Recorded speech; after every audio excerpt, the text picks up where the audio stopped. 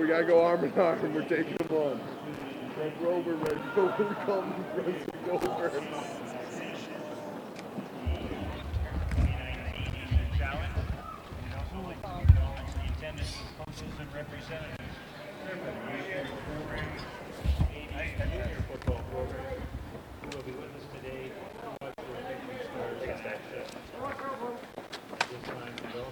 Simon. Showtime. Over there? We gotta wait until you guys are in there.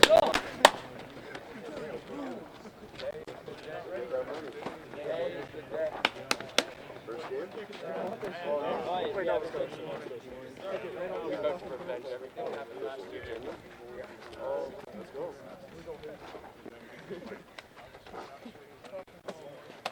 Let's go.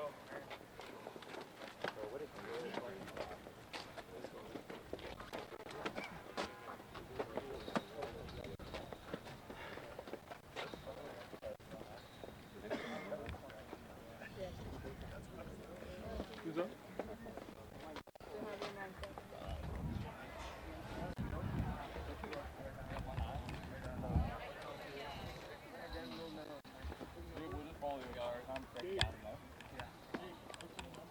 Yeah, I know. Out to the members, up to our bench. Are we on the right or the left? And you see who we're 12 on. Hey, he'll announce it. First red jersey that steps in front of you, gentlemen. Oh, yeah, baby. Oh, yeah.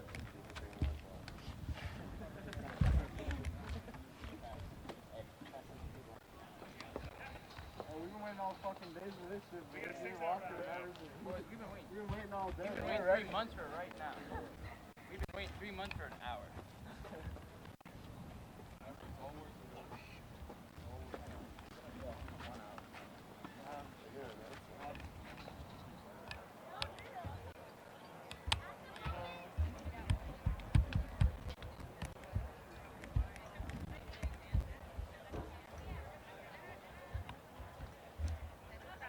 Ladies and gentlemen, introducing the teams. First of all, we have Ontario.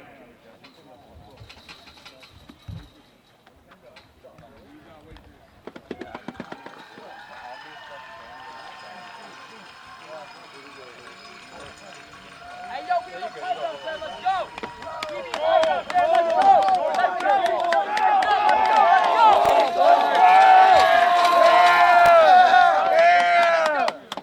Time is now, boys. Let's go.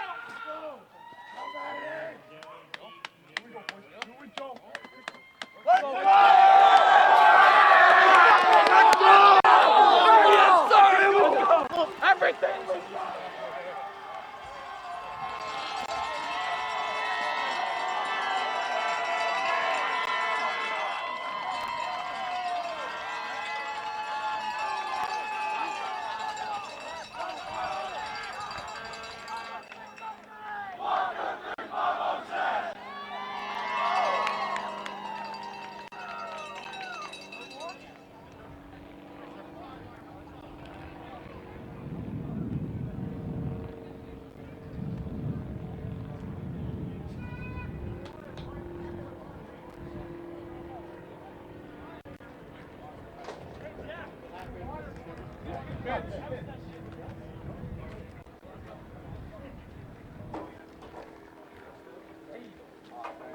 Who's wearing the master? Ladies and gentlemen, this time we ask you to please rise if you're able, and gentlemen, remove your hats.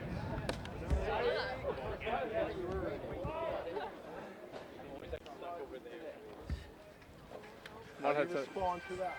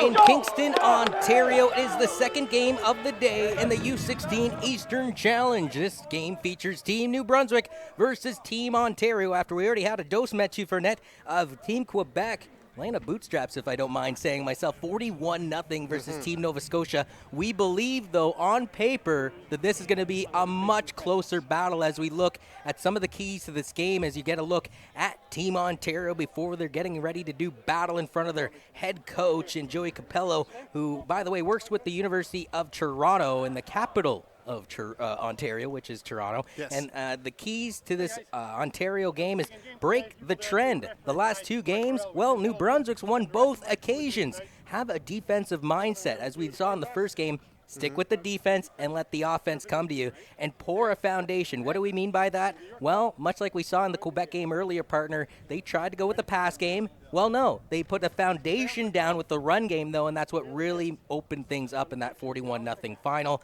And for Team Ontario, they're going to be looking to do the same thing this afternoon. A 6 p.m. kickoff. Appears to be that New Brunswick actually lost the coin toss and Ontario deferred, or I apologize, the opposite, and Ontario will receive the ball to start off this game. As we take a look at the keys to the game for those guys in those lovely maroon uniforms with white trim and lettering. Keep the streak alive. They're looking to make it 3 times a charm after beating Team Ontario in 2018 by 25-22 and a 3-0 minigame. And that's the reason why I say play a full game, because the last time these two teams played each other, Mathieu, it was a 2-quarter contest, ironically enough. And protect the quarterback, the number 1 gunslinger, arguably, in this tournament. He's going to be their key weapon for those guys in white and maroon. And they're going to need to protect him to exfoliate their offense a little bit here this evening. It's going to be a really important aspect of the game because this morning, or should I say at the beginning of the afternoon, Team Quebec blew out Nova Scotia 41-0 and were able to apply pressure on the quarterback for the whole game. So we're going to see if both teams are going to be able to rely on their offensive line. What I found kind of ironic, too, is earlier we had Team Nova Scotia, dark blue uniforms, taking on the powder blue uniforms of Team Quebec. And now on the later 6 p.m. kickoff, we have a team in red in Team Ontario taking it on a team in maroon in Team New Brunswick. So I don't know who did the color coordinating in this tournament, but they've been spot on so far, Mathieu. Yes, sir. And the winner, as you were alluding to, of this game will take on Team Quebec for the U16 Eastern Challenge Championship, where the loser will take on Nova Scotia for the bronze.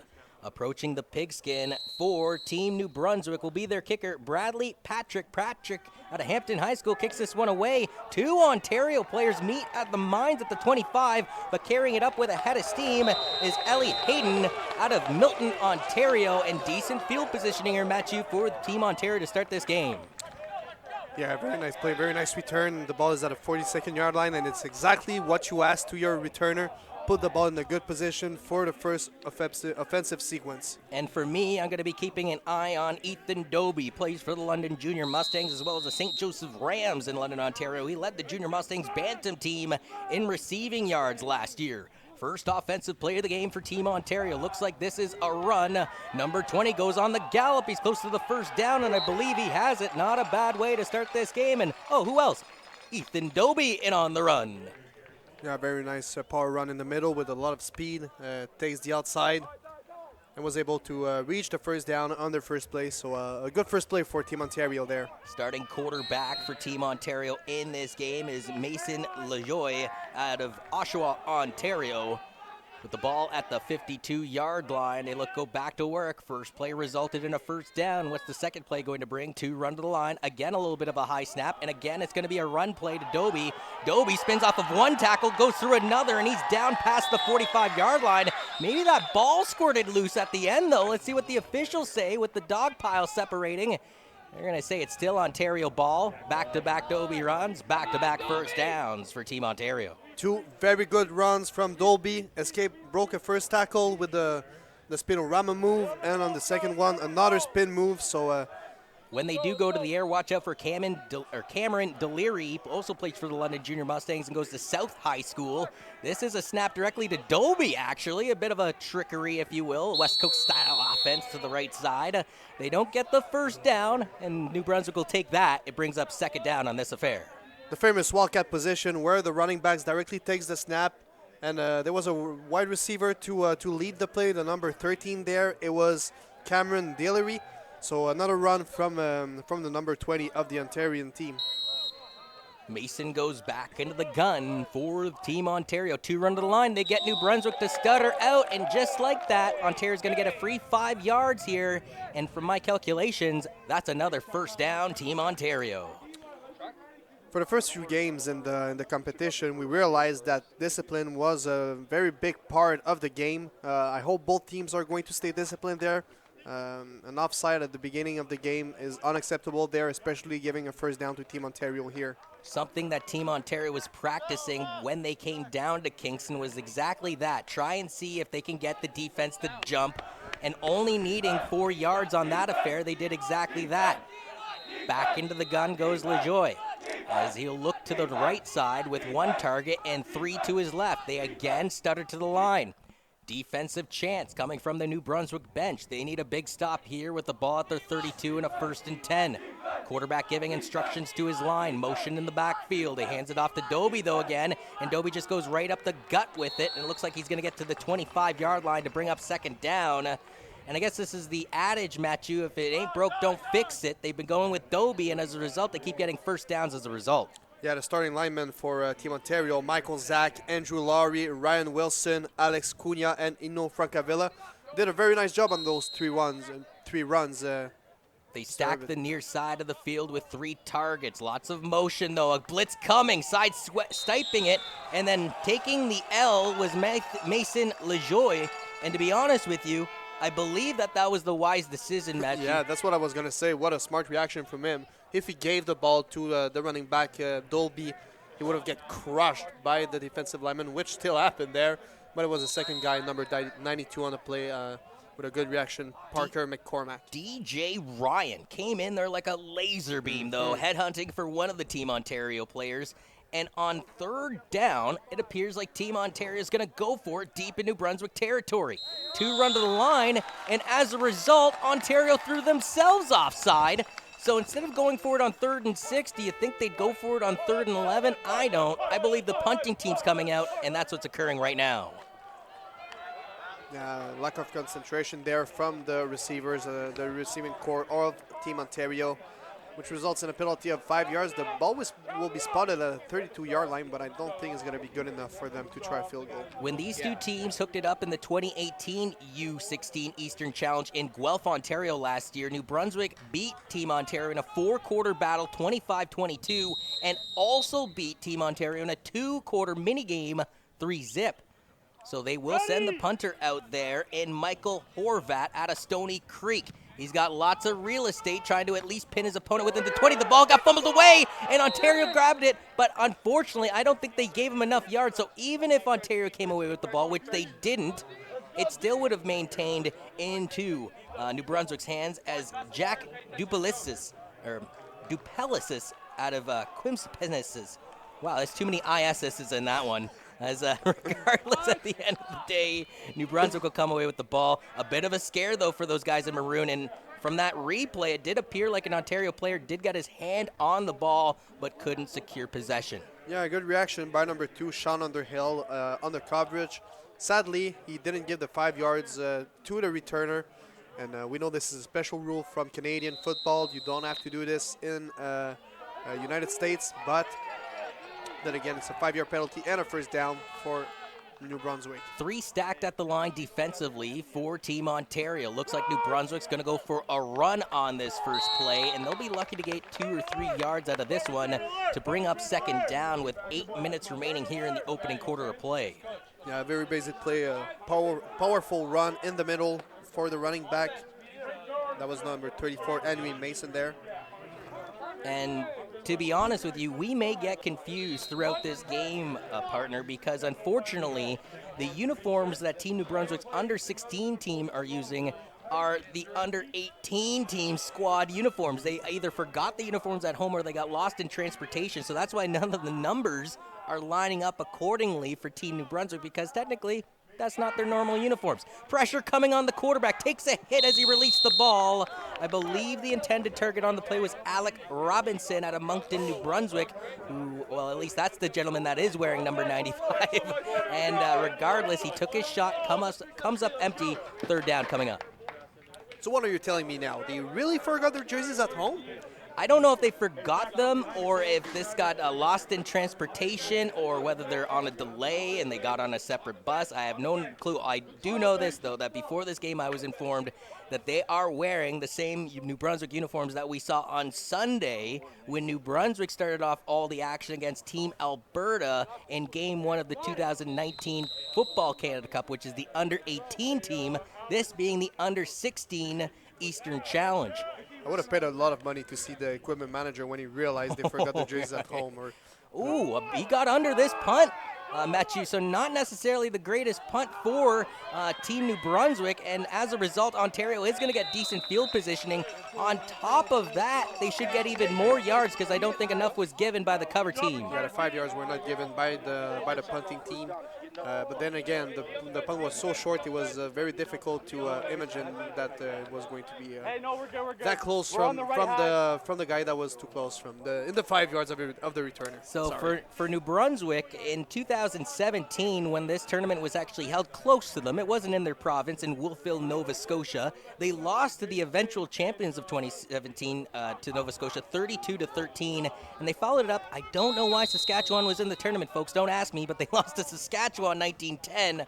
Again, a reminder, Eastern Challenge, Western Province. There's Dobie, there's the 20, the 10, and does he have enough to get into the end zone? He does. A touchdown, Team Ontario. I believe that's a 34-yard gallop by Ethan Dobie into the end zone.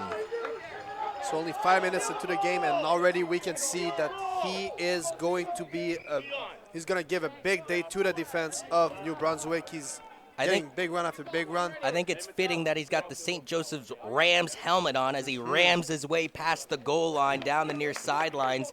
And both officials simultaneously confirming the touchdown. That's got to be a really good feeling when you cross that line. We are awaiting the extra point, though, and trying to approach this will be Michael Horvat, who also plays defensive back. The snap and hold is good, and the kick is through the uprights. And with 6:50 remaining here in the opening quarter of play, Team Ontario goes up early here, 7-0. Yeah, I can see some similarities between him and the running back of the Las Vegas Rams now. Right. Yeah. Los Angeles Rams, Todd Gurley. Yeah. Poor St. Louis.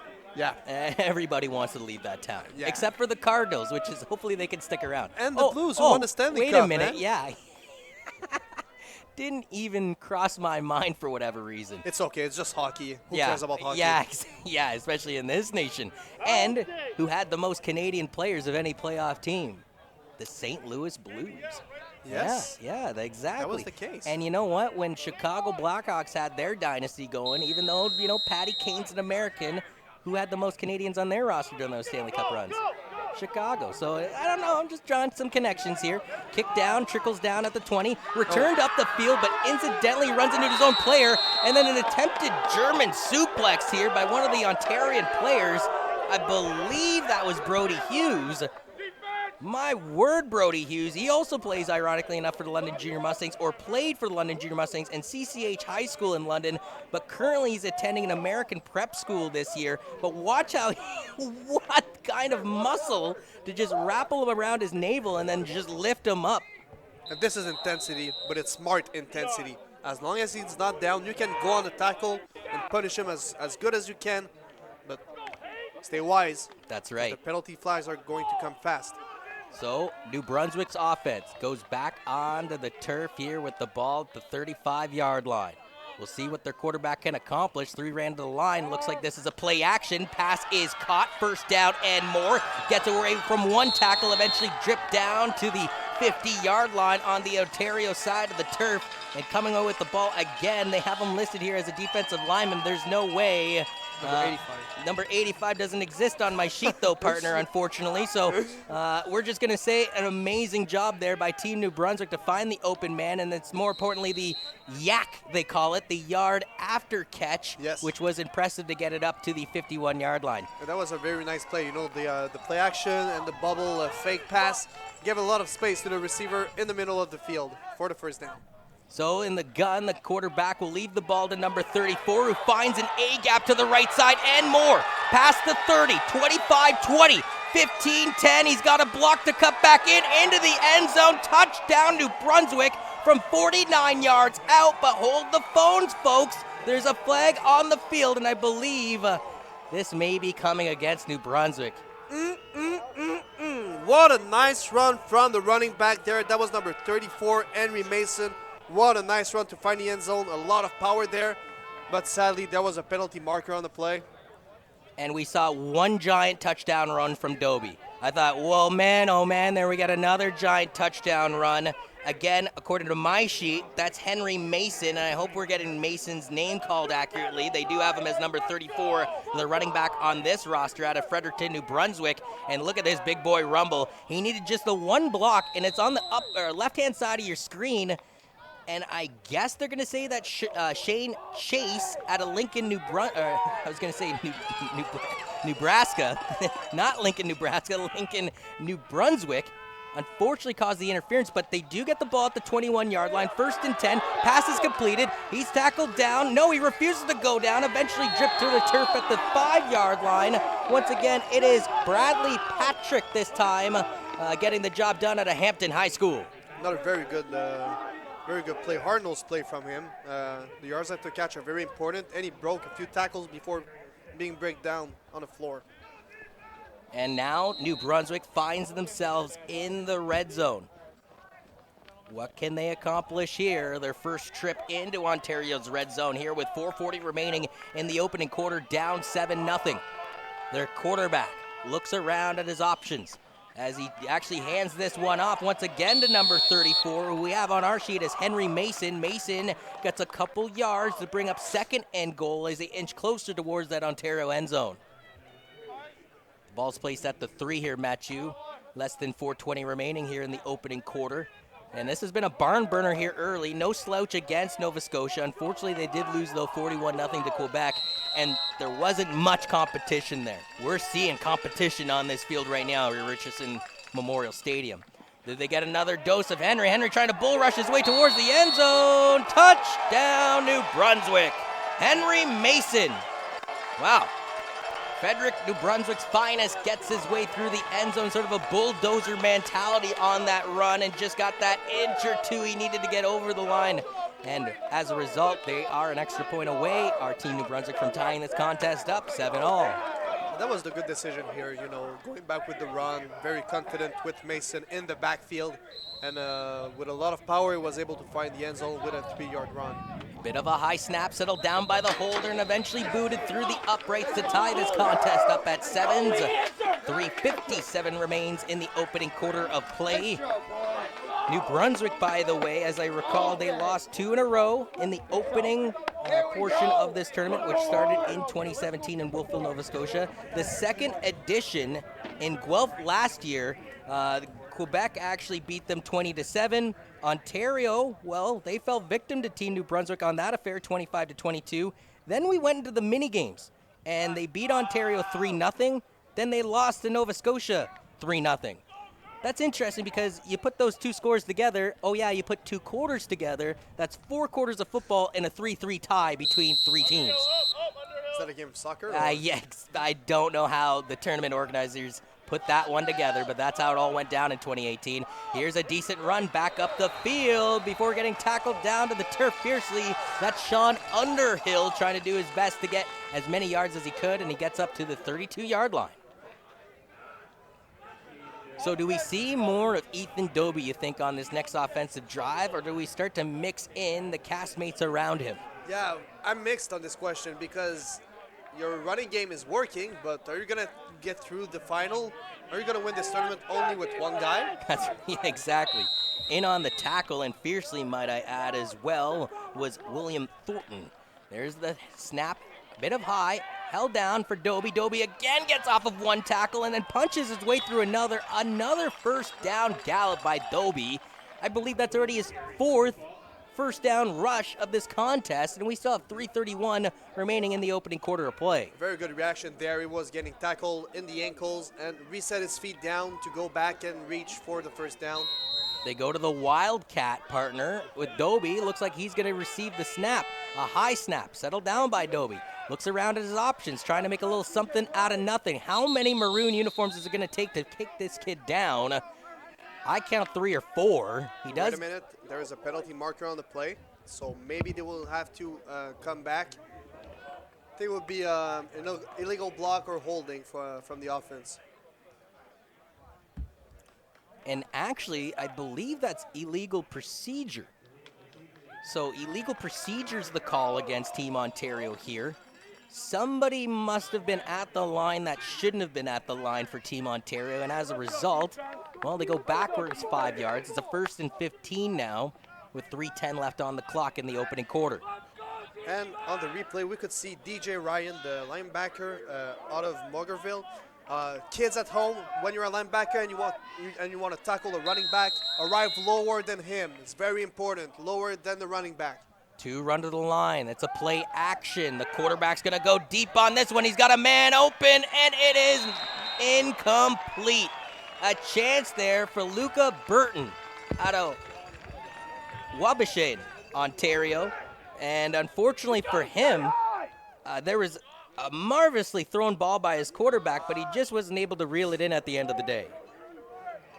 And maybe, I'm not 100% sure whether Ethan Doherty out of Sackville, New Brunswick, was able to get a piece of that ball. That was number 20 as the CB back. Even though he might not have touched it, that was a good reaction from him. 2nd and long. Ontario again goes to the air. This time the intended target was Cameron Deliri out of London, Ontario. Incomplete. 3rd and long will force the punting unit for Team Ontario to come out. And you got to be feeling good if you're Team New Brunswick. Yeah, you give up that touchdown to Dobie on the opening drive, but then your defense goes back out there after your offense responds with a touchdown and shuts down the door. Yeah, and they're very loud right now on the sideline. Good reaction from them. They picked up the momentum. Let's see if they can score here. Who will play Team Quebec for the 2019 U16 Eastern Challenge Championship? The winner of this game goes on. As now this is a fake punt. I don't know if it was designed that way, but 15 keeps it, and he's well shy of the first down. So Michael Horvat elected, I can't punt this in time. He's looking around confused. I'm not too sure what exactly transpired to lead to the confusion. I thought he should have just punted it, Matthew. Maybe he thought that, wait a minute, this is going to get blocked if I attempt it. Good reaction at first with the fake. He was able to escape the pressure, but then you have all the space in the world to punt it. Yeah, I just don't understand the logic that goes behind that, unless that was designed the whole time and there was a lack of an execution as far as blocking is concerned on the far sidelines, but I just don't see it, Matthew. Regardless, New Brunswick, absolutely massive play with the ball at the 45-yard line for Team Ontario. You have to score points here. 3 will run to the line for the guys in maroon. Looks like a play action. Quickly thrown over to the right side. The pass is caught. He's close to the first down marker, and he does. He gets about 15 yards out of this affair. And on my screen, that is number 15 getting it done, and Alex Blizzard out of Hampton, New Brunswick. And once again, Blizzard gets the ball, and the tackler is way too high. You need to get under this. The only way he's able to tackle him down to the turf, and number 17, who's also not on my sheet for Team Ontario, is just to grab a fistful of his jersey and rip him down to the turf. 1st and 10 now from the 30. New Brunswick looking to try and get their first taste of the lead here. As they looked offside on this one, a little disorganized, and yet somehow they're going to break out with a first down rush here, and possibly more. Another 15-yard carry. Javon Johnson out of Moncton, New Brunswick, getting the job done in that green bucket. But if you watch this replay, and I mean from scratch, when they snap the ball on the lower half of the screen, you will see one of the receivers had swaggled to the line a little too far. And unfortunately, maybe we don't just quite see it on that angle, but there was a New Brunswick player on the lower portion of the screen about 3 to 4 yards deep as that ball was snapped. But the officials didn't catch it, and as a result, New Brunswick takes an advantage to a right side gallop, might I add. As once again, the snap and chuck towards the end zone, not being able to catch it this time as they go back to Blizzard. And if Blizzard had reeled that in and sideswiped that tackle, he had nothing but pay dirt in front of him. As a result, 2nd and 10.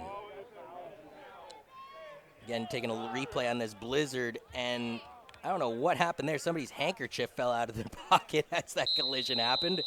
La Fameux Rouge. That's right.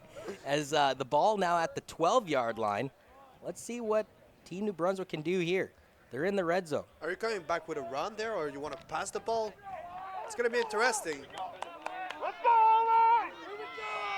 Sticking in the gun is New Brunswick. They have their running back right beside them. It's a play action instead. A pass to the left side. It's caught at the 10-yard line. Great job to tackle him where he lied. And Brody Hughes, the linebacker out of London, Ontario, as we're in the final minute of this opening quarter. And it was still a good decision to make the play action here because you just don't know. They've been so good running the ball, yet they're able to pass the ball from point A to point B. So if you leave the two options, the defense can never adjust and know what's going to happen. So good reaction there. With it being 3rd down, though, Javier Reyes Landry, who also plays running back out of Moncton, New Brunswick, will attempt a field goal here from 16 yards out on the near hash mark. You just said rouge about a couple of seconds ago, partner. I don't know if you had an omen there, as this kick is up, and this kick is through the uprights. It could be 3 points for New Brunswick, but once again, there are penalty markers on the play, John. This is almost Yogi Berra, the late great catcher of the New York Yankees, used to say deja vu all over again. And I referred to the 41-0 victory for Team Quebec earlier today. There were so many flags in that game, and we're getting a little taste of the orange flags here in this one too. And we talked about it in the previous broadcast, not an easy job for the officials in this tournament because, yes, they have to call it down the line, but they also don't want to be noticeable at the end of the day either. Yeah, it's always what you want to be when you're a referee, be as invisible as possible. An Ontario player, maybe we can watch that one more time, folks, I think got a piece of it too.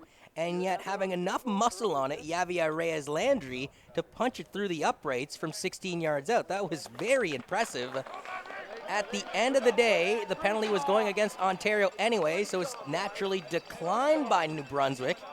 It would have been a 5-yard penalty, so it would have been 3rd and short. And yes, getting in there was Brody Hughes. So I said Dobie and Hughes are going to be the factors at the beginning of this broadcast. Well, Dobie has a rushing touchdown, and it seems like Hughes is involved in every single defensive play. But at the end of the day, the kick went through the field goal post, so 3 points on the line. Let's go. Yeah, close only counts in horseshoes and hand grenades, my friend. And for Brody Hughes, even though he got a piece of it, it still went through the uprights. And as a result, with 24 seconds remaining in the opening quarter, New Brunswick has their first taste of the lead in this game. It's been a really good game so far. And LeJoy, Mason LeJoy, let's see what he can do out of Oshawa, Ontario, the Motor City of Canada. With General Motors, can he get his offense motoring right now with 2 running to the line? Another high snap. And another run to Dobie. The ball, I think, might have squirted. And according to the officials, no, it didn't. Dobie maintains possession, and he, for the most part, was shut down on that play. There's a guy, folks, that was picking up first down after first down, only limited to 3 yards on this carry. But watch another high snap, Matthew. Another high snap, and the defense have all eyes on the number 20, Ethan Dobie. They know he's going to run the ball. They know it's their best player, so they'll play as maximum of pressure as they can on him. It's Ryan Wilson, the center, and it's something that won't be a factor unless he continues to do it, is these high snaps. Pump faking, looking like he was going to go deep, and now going off for a gamble is LeJoy, and he's out of bounds, and then he's fiercely tackled by New Brunswick. If I'm Ontario, I want a flag on that play. There is a flag lately thrown, and we'll see if they tack on additional yardage here because, Matthew, we got to protect these players at the end of the day, and when they do go off the sideline, and I beg your pardon, the penalty flag is originally against Ontario. There should be a penalty flag there. I mean, you cannot hit the quarterback so late on the sideline. If it's a wide receiver or a running back, okay, but this is your starting quarterback. That was a little late. Well, if it's not late by number 7 and Andon Cormier. It's definitely late by his partner in Dominic Gaudreau that comes in right there with the extra push. But what's kind of ridiculous about this was because the original infraction, though, is an Ontario's, that kind of one hand washes the other. They both wash the face. Yeah. And as a result, Ontario actually goes backwards 2 yards. It's 2nd and 12. Another high snap. Play action. Pump fake from the quarterback. And again, he has to go down. It'll technically count as a sack for Jacob Johnson. JJ, what do you say, Moncton High School? Well, he got in there in a hurry. He'll be credited with the sack regardless of the quarterback going down on his own accord. Well, once again, the real reason of the sack is a bad snap. This has to stop. Another high snap on the quarterback. You cannot do much. He's got to jump for the ball every single snap, it feels like. You lose a fraction of a second, and this is way too much in Canadian football. He cannot see his receivers, and the result is a QB sack. Only criticism I would have of that is if he does escape the throwing box right away, he has the opportunity just to chuck that ball away. And as a result, that was the final play, by the way, of the opening quarter. 10-7 is the score for Team New Brunswick as the flip sides of the field. And I believe it's 3rd down, though. So with it being 3rd and a country mile, we're going to get a kick from Team Ontario. Or a punt, I should say. Exactly. If you're in the Kingston or surrounding area, a reminder that not only the U16 Eastern Challenge, but the 2019 Football Canada Cup is taking place all week long here in the Limestone City from the masterful Richardson Memorial Stadium. So come and check out the action if you want to. A great punt hit down the far sidelines, and maybe I'll correct myself. From the angle I had, it looked like a great punt, but it went out of bounds in a hurry, and probably wanting another shot at that one was Michael Horvat. Regardless, decent field positioning for New Brunswick to start with their 3-point lead. 11:51 now remains here in the opening half of play. And if you're New Brunswick here, Mathieu, you got to be feeling pretty good. You were down 7-0 early from an Ethan Dobie extended run, and now you're up 10-7 with the ball in your possession. Yeah, I'm going to watch Mason on this drive. Very powerful and speedy running back. Motion in the backfield from the left to the right side. 4 options to the right side, but he's going to go one-on-one down the left side. He's got a man. Great defense by Team Ontario. That was Oben Kaibi on the play. What a nice coverage by him. The receiver couldn't do anything. I think it was Blizzard who was intended there. The Canada Ontario native was one-on-one with Blizzard down the far sidelines. And what I really enjoyed about the defense from Kibi is that he isn't allowed to play the man. He's got to play the ball. And I don't know how he did that without turning his back to the ball, but he must have read Blizzard's eyes to go, okay, he's trying to catch it now. And he timed it perfectly just to give him a little bit of a tap to make sure it was an incomplete pass. So 2 run to the line. Pressure coming from Team Ontario. The quarterback throws it, and it's incomplete. Intended target being Jack Duplessis. So 3rd and 10. And interesting, we saw both these two offenses set off fireworks in their opening drives of the first quarter. And now, well, the defense is starting to take their turn as there was some 2-on-2 violence there with Underhill getting the tackle on Duplessis. So that was a very good play from Underhill. Not a lot to do for Duplessis. Again, a very good pass by the quarterback, so very promising for the rest of the game. Let's see if they can manage to connect on the next drive. No, and I'm not trying to say a disservice to Team Nova Scotia and Team Quebec, but when you have a 41-0 final, you know, and it wasn't necessarily much of a battle. This ball is fumbled away, but once again a flag is thrown. So how many times already in this game, Matthew, where the kick returners possibly fumble the biscuit away, but then again, the cover team isn't giving enough yards so that even if it is fumbled away, they can't legally get it back. That's really unfortunate, and I would talk to my players if I was both coach of New Brunswick or Ontario. You need to give those 5 yards because you never know what's going to happen like it happened here. Might would have been a New Brunswick ball if you gave the 5 yards, but then again, discipline. And now the ball was in the air, so that's a 15-yard penalty. Rather than when it's on the ground, they just give you the 5.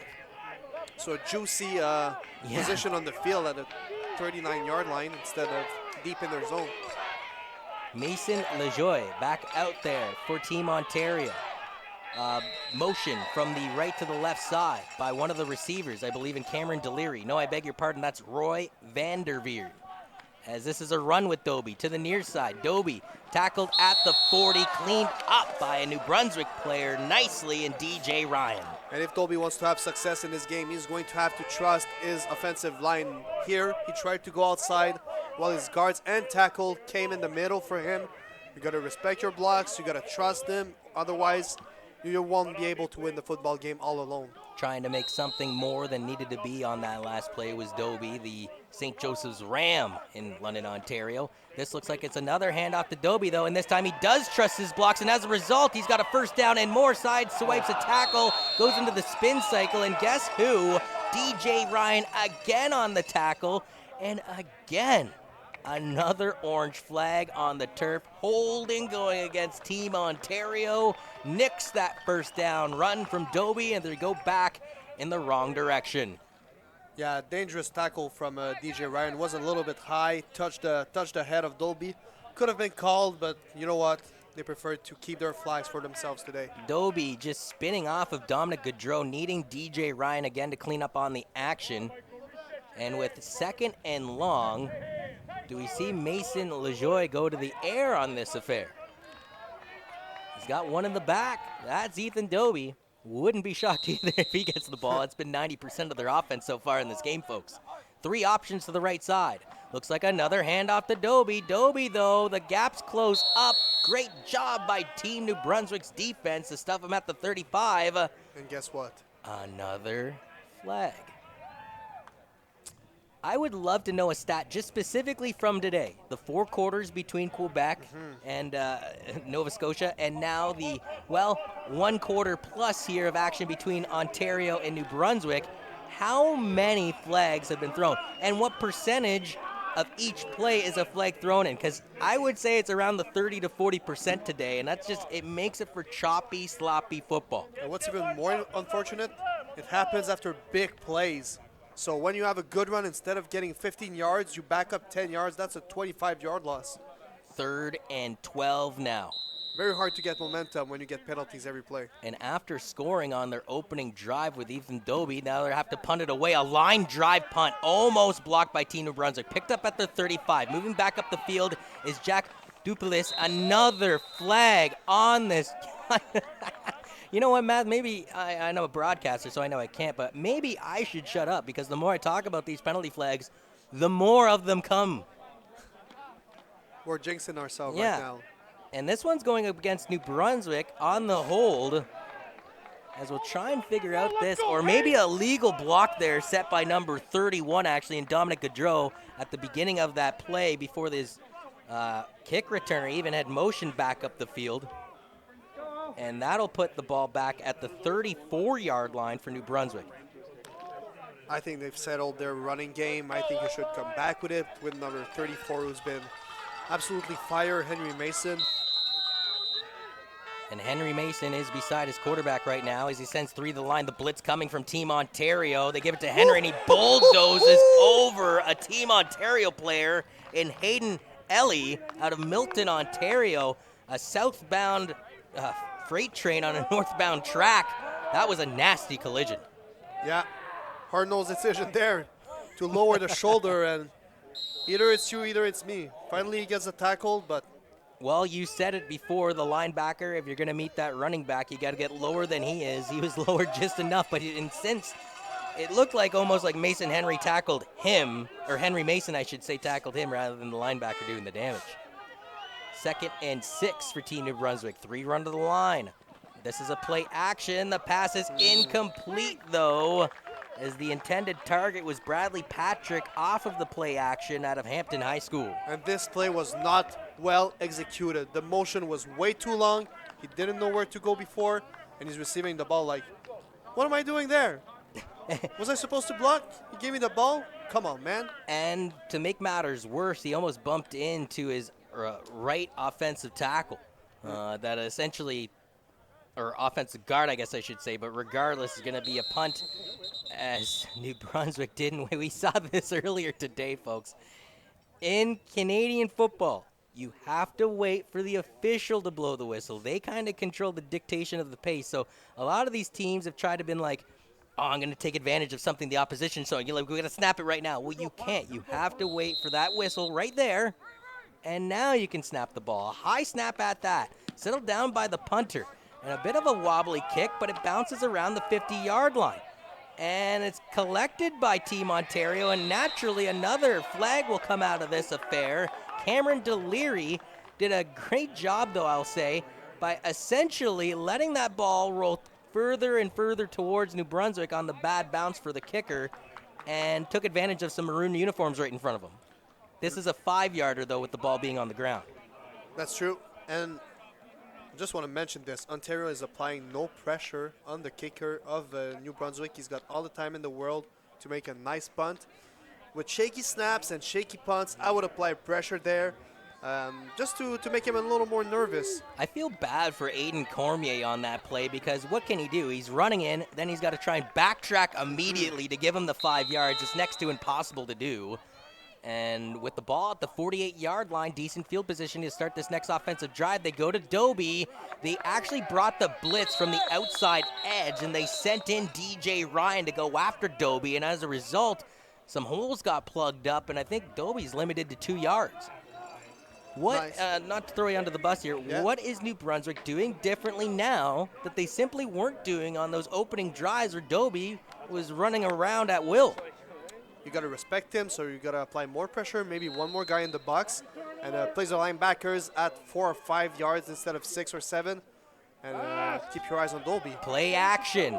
Mason LaJoy, he's going to just dump pass it, and a beautiful job at the 35 to catch it past the 20, in on the 15, side swipes a tackle, down at the 5. Great job to get it in there for Roy Vanderveen, and for Vanderveen out of Grand Valley, Ontario, but I believe this flag is going against New Brunswick because I think one of the tacklers got a little too head heavy and grabbed the face mask. So you were talking about Dolby. How do you stop him? You got to put one more guy in the box. The inconvenience of this is that the receiver was all alone. And if you can bring the triple option, you know, either the run, either the QB run or the pass is going to be very effective for you. And I was incorrect. I was saying that it was the New Brunswick player getting too happy with the hands to the face. It was the opposite, as it was Vanderveen being called for the illegal hands to the face as the offensive player. So they keep the first down, but they go back to the 28 instead for this next play. Very unfortunate there. And that's something that has been brought into football in recent years, that rule on the stiff arm. You can have your arm out and make contact. You can't literally stiff arm a player anymore out of your way. Run to Dobie. Dobie will gain about 5 or 6 yards on this affair to bring up second down as Ontario inches towards the red zone, wearing those red uniforms. You got to show more variety on those 1st and 10s. Yeah, they seem to be going with a Dobie run practically every time, eh? Yeah. 7. Just to spice things up, you know. Wow. Once upon a time. Although I will say this, they pick up 5 yards. So you keep doing that, you're gonna keep moving down the field, right? It's gonna be interesting there. 2 run to the line, 3 options to the left side. Another handoff to Dobie. Another first down. Can he get his second touchdown of the day? He's sandwiched by 2 New Brunswick players at the 5-yard line. It's still a 10-7 game for New Brunswick, but for how long? With less than 7 minutes remaining here in the first half of play. You can call him the mailman at this point. Every time you're gonna call him, he's gonna deliver. It's unbelievable, too, the way he has been able to just pick up at least 5 to 10 yards, it seems, on every single carry. There was a couple spurts there, though, where New Brunswick was stuffing him at the line of scrimmage. Then they go back to Dobie here. They do. Dobie tries to break to the outside, then tries to get it back in. Marvelous defense by Team New Brunswick to limit him. He needs 6 yards to get in the end zone. I think he got maybe 3. It'll bring up 2nd and goal. And if your Team Ontario throw you this, if New Brunswick stuffs you on this next play, do you just simply take the chip shot field goal to tie the game? Or because you're so close to the end zone, are you tempted to go for it? Not that I'm a gambler, but I would go for it. Okay, we'll see what the quarterback does here. Right behind his center, a handoff to Dobie. Dobie looking for his 2nd rushing touchdown of the game. He fought through, and I believe he had it, folks. Touchdown, Team Ontario. Ethan Dobie arguably, this was a tougher run despite the fact that it was only from 6 yards or 3 yards out, Matthew. He had a 40-plus yard TD run earlier in this game, but he was relatively untouched on this affair. He had to fight for every inch on this play to get across the goal line. Yeah, but they brought 4 running backs in the backfield. We knew he was going to run. We knew he was able to lower his shoulder, and the offensive line did just enough to bring him to the end zone. And the snap and hold is good. The kick is through. There's multiple flags on this play. I think there was an offside on the New Brunswick side. You're absolutely right. On the near edge, trying to break in was Ethan Doherty out of Saxville, New Brunswick, and they caught him. But regardless, the extra point is good. And I would assume that's going to be a 14-10 game here with 6:02 remaining in the opening half of play. A very entertaining football game. We had a 6 p.m. kickoff here between Team New Brunswick and Team Ontario, with the winner of this contest playing Team Quebec. I believe that's on Friday, Matthew, for the U16 Eastern Challenge Championship. Yeah, it's going to be a very good end of this game with 6:02 remaining in the second quarter. None of those two teams really seem to detach itself from the other. So, one thing I'll state from this tournament, whether you're talking about the Eastern Challenge and the U16 team, or you're talking about the U18s competing for the 2019 Football Canada Cup, the opening day, which this is for the Eastern Challenge folks, they always seem to be having this widespread. And the first Sunday of the 2019 Football Canada Cup, we had 3 games, let's face it, Matthew, that were just blowouts until that Ontario-BC battle where Ontario was up 16-0 at halftime. But then BC woke up in the second half, and they just fell 16-14 at the end of the day. That's been the closest game of any football competition we've seen in Kingston this week. Back up the field, finding a hole, and then getting meanly chucked to the turf at the 35-yard line. It was JD and Jack Dublis, and he appears to be okay. I don't think that was the best technique, but you know what? He brought him down, and that's the main goal in football, so won't complain here. And yes, to come back on the game between BC and Ontario, what a football match. Ontario completely dominated the first half, leading 18-0, heading to the third quarter, and then a quarterback change from BC. And a little strategy too, they had another sniper formation, and they went into shotgun. That helped them a lot. Speaking of the shotgun, going into the gun is a New Brunswick quarterback with 3 options to the right side here on this 1st and 10 play. 5:40 remaining here in the second quarter. A bit of a low throw, though, to his intended target in Alex Blizzard. It skips off the turf. Incomplete pass. You need to get that ball into the receiver's hands. There is no excuses here, either from the quarterback who threw it a little too low, either it's the receiver Blizzard who was a little lazy on that play. So Spencer Jowdry, I should say, as again, he's a KV Cowboys at a Rosé, New Brunswick. And as you recall there, Matthew, he's just got to hit his receiver in his chest and let him do the rest. 2nd and 10. Hope the defense is going to apply good pressure on the quarterback. 3 run to the line, 3 options to the right side. The quarterback throws the ball. The pass is complete. Great job. Despite Brody Hughes tackling him down to the turf, he maintained possession of the biscuit and stays on his feet. Great defensive reaction by Hughes. A nice form tackle there. He knew he had to get 10 yards to get the first down, and after a 7-yard gain, they were going to have to punt. Yeah, Bradley Patrick had made the catch, but needed a bit more yards after the catch to get the first down. He falls 2 yards shy, and with the ball at their own 41-yard line, despite the fact that they're down by 4, they say, we're not gambling here, and as a result, they are going to punt this one away. It's all right. No, and I completely agree with that. As Ontario almost went in there to block it. Wouldn't have been all right if that had happened, though, Matthew, as it's returned up the field. And we are seeing some mean licks by both teams as Cameron Deliri pays the price for returning the ball close to the 50-yard line. They'll mark him down at the 48. Wait a minute. No penalty marker on the play?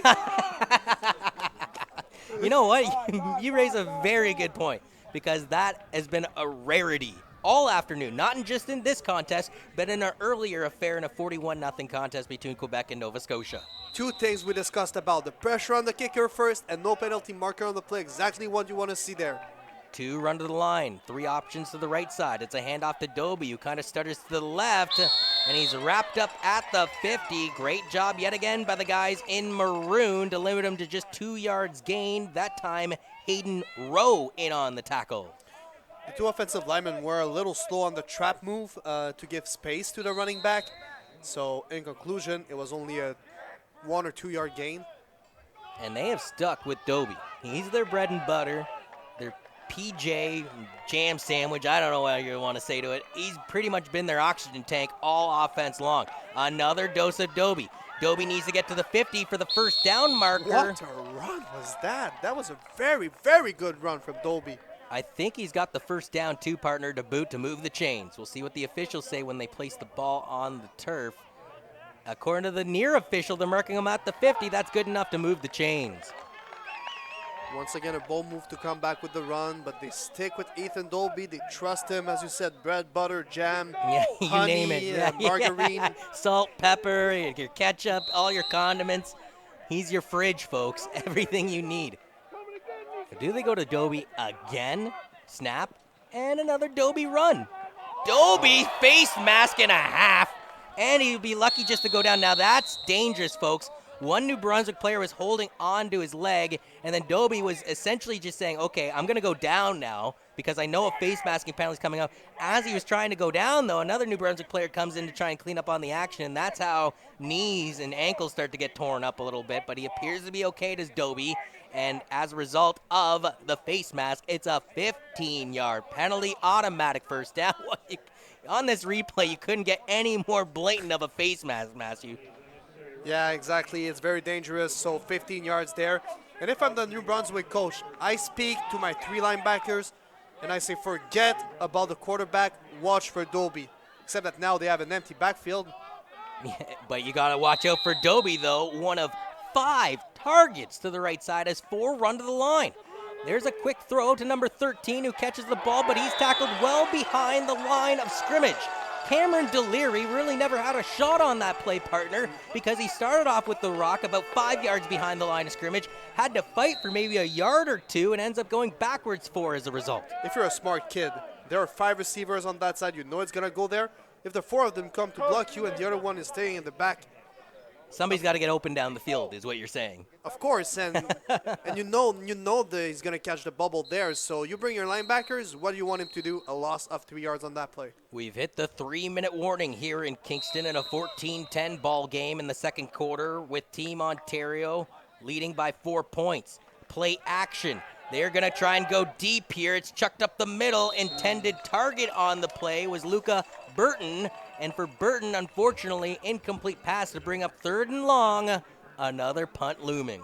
Lack of accuracy there with Mason Lajoie, the quarterback. Of course, he couldn't attempt so many passes as he wanted because the run is working so well, so it's very hard to develop a chemistry with your receivers in game time. And really shocked, too, because off of that play action, I think most of the defense bit. Everybody thought it was going to Dobie again. You do get the play you want out of it to get somebody open, but as you recalled, partner, just not the execution they needed on that play. And with 3rd and long coming up, they're going to boot this one away. And do they put pressure, or they just try and protect their punter? Flags immediately thrown, 3 of them. Beautiful kick right down to the 1 yard line. You can't get better than that, folks. I mean, I will beg your pardon. If he put it 1 more yard further, he gets a rouge out of the situation, mind you. But what are all these flags? But I think it's even better to get it at the 1 Absolutely. yard No, line. I know. And because the other team will get it at, I believe, the 35, wouldn't they? I believe so. Either if you're not able to get a first down, it's either a safety or Right a at very the bad- one. No, you're absolutely. I'm playing possum here, folks. Yeah. But the flags back at the 45, and I believe they're making Team Ontario redo this one. Well, if you're Team New Brunswick, you're going, oh, yeah, we want them to redo this one. I don't want the ball at my 1 yard line, and rightfully so. I think it's going to be hard to do better here. Yeah. Well, I mean, I will say this to the credit of Michael Horvat. Other than that one time where I don't know if he saw something that we didn't and elected to run it when he should have punted it, that was the only time where I've gone, I don't know what you were thinking there, Michael. But the rest of the time, Michael Horvat's been spot on with these punts. And he's trying to do another one here, folks, and a New Brunswick player almost got in his grill. Ball bounces around the 30, but goes out of bounds, and I think that benefits Team Ontario even more so because if the New Brunswick player had caught it in bounds, There were too many red Ontario uniforms in sight. There would have been not enough yards given. Yeah, hard penetration there. I think it's number 23 or 33 that applied the pressure. It's actually, I believe, the running back, 34, Henry Mason of all people, almost getting his bear paw on it. It'll result in a 1st and 10 for New Brunswick from their own 27-yard line now with 2:36 remaining on the clock before halftime. And if you're New Brunswick, Matthew, you would love to use up that clock and put points on the board before heading off to the halftime break. 3 run to the line. The quarterback settles down the ball for the running back, though, and he'll fight for yards. And that was actually Henry Mason, so I do apologize, partner. On the previous play, it was the green bucket individual, not that one in the offensive lineman, and Connor Bell. I think you're talking about Javon Johnson. That is exact. That was the guy that made almost the punt block on the previous play. And he comes from Moncton, New Brunswick. Looking at a little contingency there at the 25 to 30-yard line of New Brunswick fans that made the tour down. And then sort of like an even spread, if you will, throughout the Stadium of Ontario contingencies. You got the ultras right there. That's right.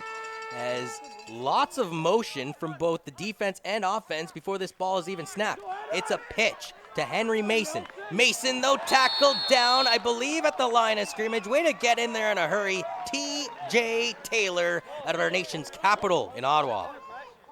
5'8", 150 pounds, but man, oh man, was he heavy on this one. The running back couldn't do anything. Excellent technique.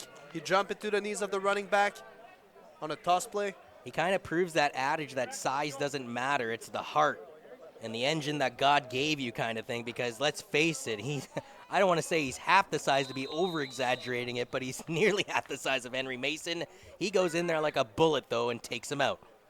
3rd down, almost blocked again. How many times am I going to say that today?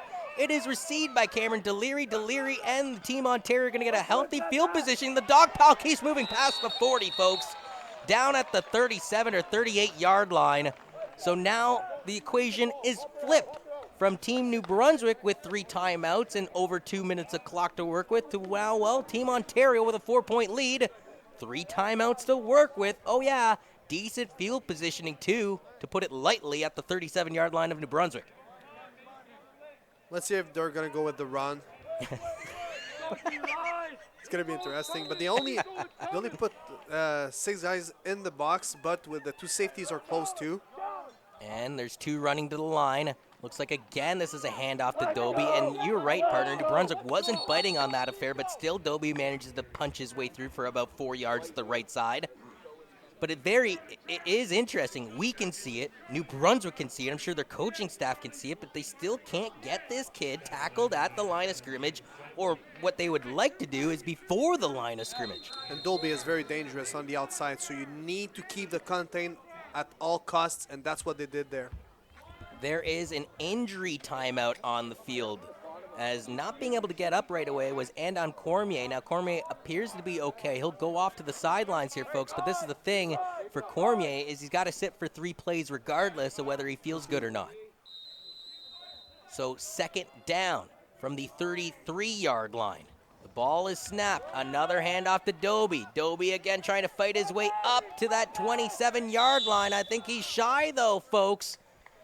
And they're going to mark him down at the 29. This will bring up, 3rd and 2 for Team Ontario. And from my understanding here in U16, this would just be outside of field goal range. So we might see the Rouge. But last time Ontario attempted this, oh, well, you know what? Hold the phones on that equation altogether. They ain't even thinking about punting. They have their quarterback and Mason LeJoy in the gun. They motion from the right to the left side from number 33 that time, and Charles Asselin. Looks like there's the snap. Another Dobie run. Dobie's behind the line of scrimmage, lunges towards the 26-yard line. He's got to get to the 27, and because of that last-ditch effort, New Brunswick's coaching staff can't believe it. It's a 1st down for Team Ontario. A very bold decision here, but it was the right one. Who's the player right beside the officials right now? I'm trying to make number 4, and Alex Poulin. out of Fredericton, New Brunswick. As soon as the official put the ball down, he went up and tried to grab it and put it back to where he thought. And the official snapped at him, went, wait a minute, that's my job, kid, not yours. Might be the comedian of the squad. Looks like a funny guy. He literally went to be like, oh, you know what, I think you should put the ball about here. Regardless, first down, Team Ontario from the 26-yard line. Another dose of Dobie. Why not? This time he'll get past the 25 down to the 23 to bring up second down. 58 seconds remaining on the clock. And again, Canadian brand of football. The clock won't continue to drip down even though it was a run play.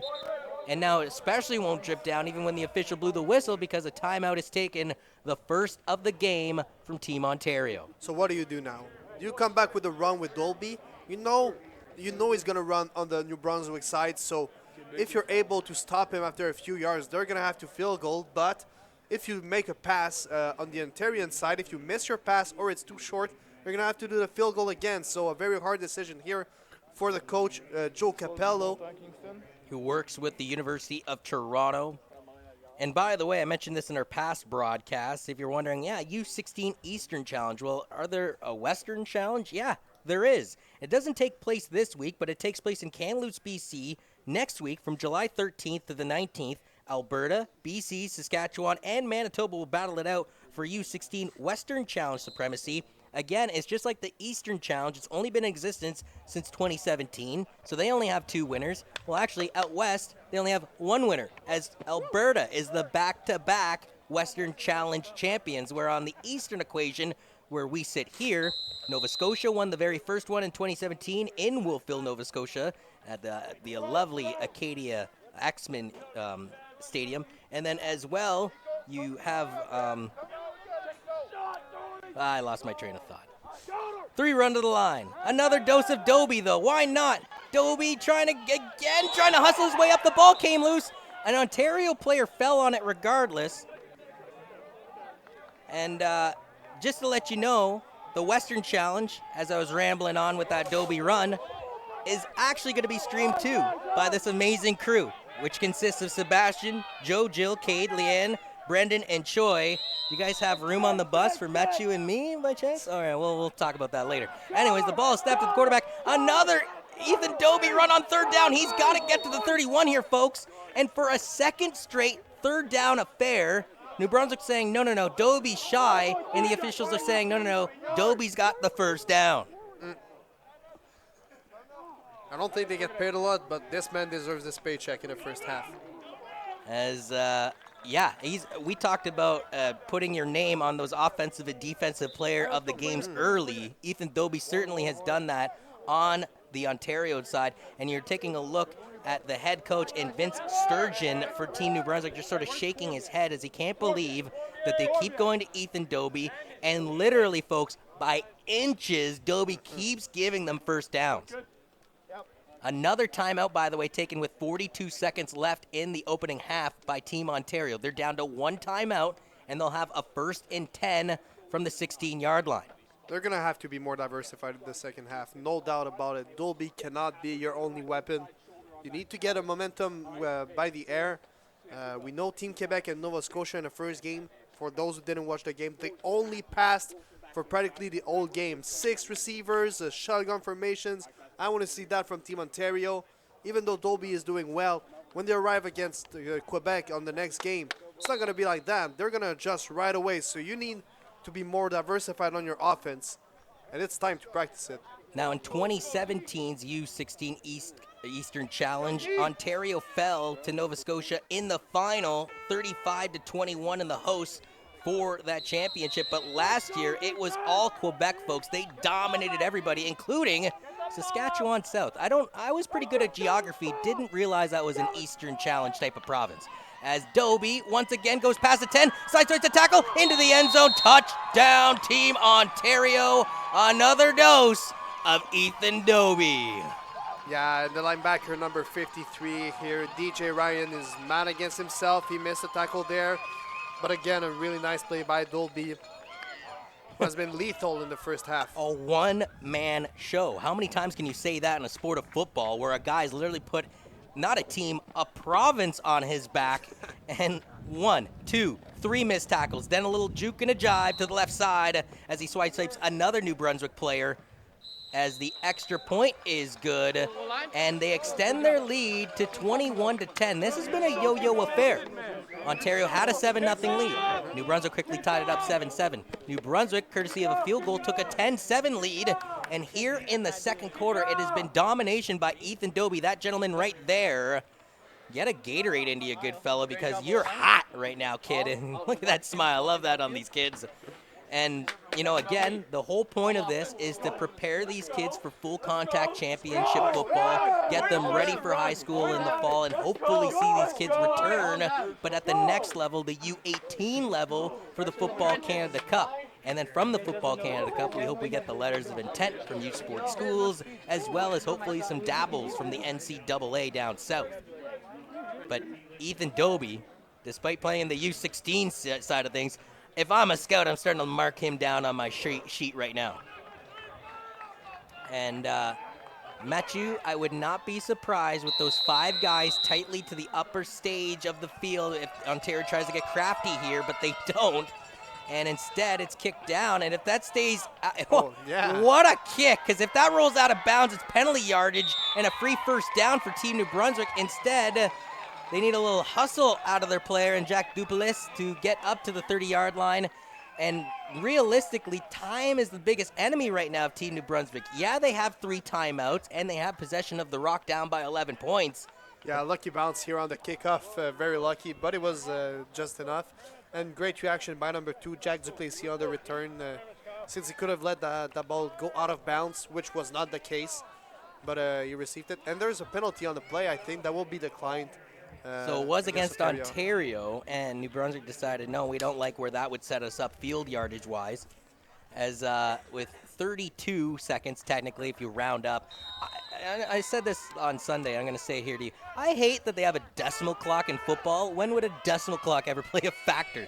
If you had 0.3 seconds left on a clock, blow the whistle. As this pass is caught down the near side or far sidelines, that's Blizzard. He goes into a blizzard as he spins around at the first down marker, and he's got it. It'll move the chains. Clock's down to 25 seconds, though. As you check out this replay, the play action using Mason Henry, or Henry Mason. I don't know why I keep getting that mixed up. Just call him Mr. Henry. You won't make any mistakes. That's right. The O'Henry bar. And yes, sir. And when you're hungry for offense, you go to O'Henry. Talking about sneakers, Blizzard is having a hell of a first half. 2 run to the line. Looks like a pass play. The plane coming down the pipe for Team Ontario. The pass is intercepted. Coming away with the pigskin is Ryan Karpik. Karpik making a move at midfield, going to use the near sidelines. Karpik looking to do some damage, eventually tackled before the 40. There's a flag all the way back at the 50. Now some pushing and shoving after the whistle. Hopefully cooler heads will prevail. And there's unfortunately also a New Brunswick player down near the 45-yard line in all this action, trying to cool himself off on the sidelines right now is Gabe Richard for Team New Brunswick, as again, he got a little too hot to handle at the end of that play. Look at the pressure coming from Team Ontario, kind of maybe forcing an ill-advised pass that got overthrown to the intended target in Blizzard.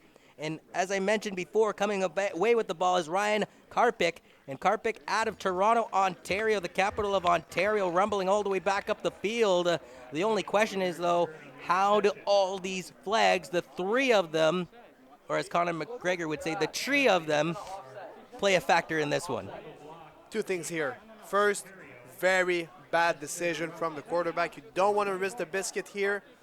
And throws an easy interception for the number 30, Karpik of the defensive side of Ontario. Second of all, Gabe Richards, you cannot be that undisciplined. As a wide receiver, you make a tackle there, you got nothing to prove after the whistle. And what's crazy, too, is there was a holding penalty coming against Ontario before he did that. So his team was already going to get the benefit of the first flag.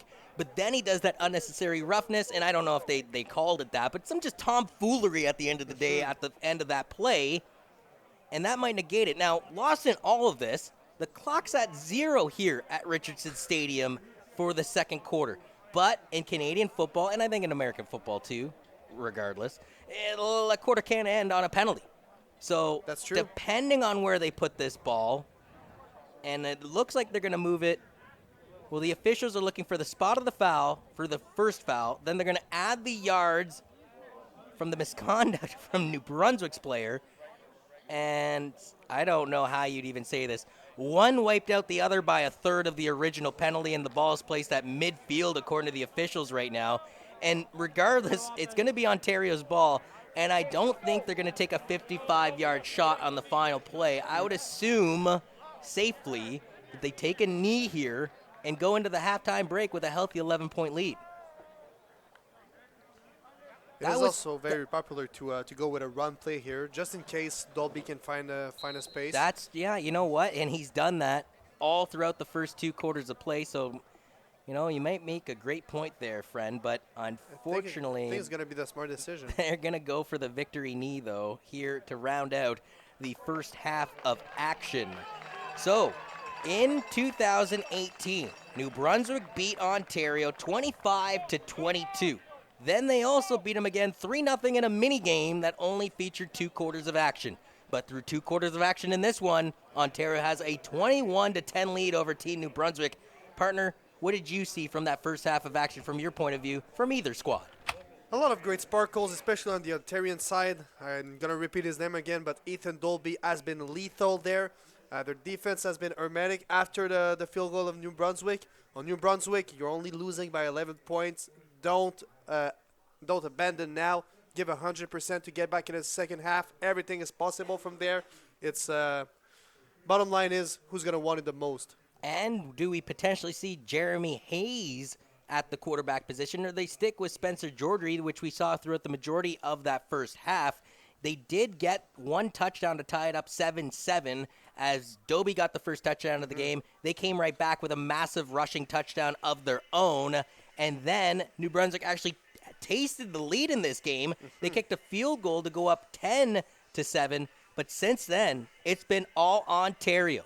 So for the entire crew, including Matthew and myself, Johnny Urban, we're happy to take you into the halftime break with an 11-point lead for Team Ontario, with the winner of this game playing Team Quebec for the 2019 U16 Eastern Challenge Championship.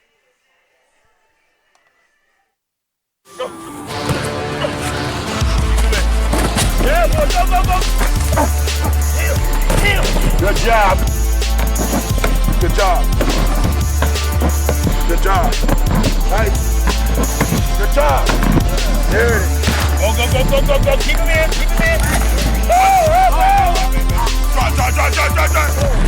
That's the way they accelerate. I can't hear you. What's the difference between a good defense and a great defense?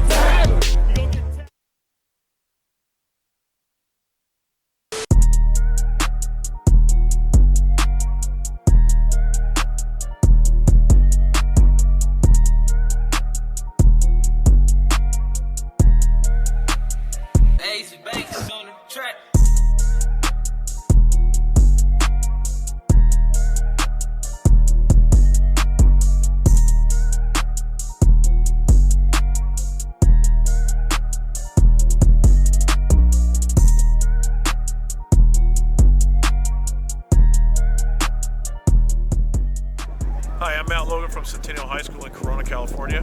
We use Game Breaker to flat out to keep our players safe. We love the product. It's very useful for us and everything we're doing in our off season here with spring and summer. We get a lot of value out of it. The kids feel protected. We really appreciate the D3O technology that it has and providing safety for our kids. Thank you. As a youth coach, you're asked to do it all, and Huddle is here to help. We have the tools to make every video a learning opportunity. You can add comments and drawings to any play and share those clips with players so they can see what they did well and how to improve. You can also use Huddle to connect with built-in messaging, notify the entire team of last-minute changes, request feedback, or assign tasks. Head to the field knowing everyone is on the same page. And for those moments you want to celebrate, Huddle makes it easy to create and share highlights. Build an end-of-season reel while your players customize game highlights for their personal profiles. Make this the season you coach, connect, and celebrate, all with one tool. Sign up for a free trial to see how Huddle can help you this season.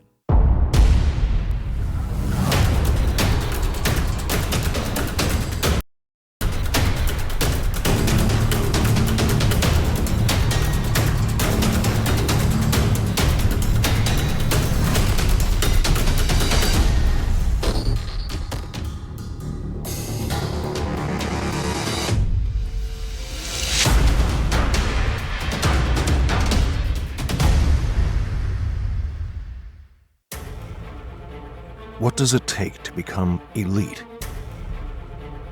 It takes more than dedication, focus, and hard work. It takes an elite-level training program. Customized, sport-specific, online. Your perfect workout every time. That's Vault Athletics.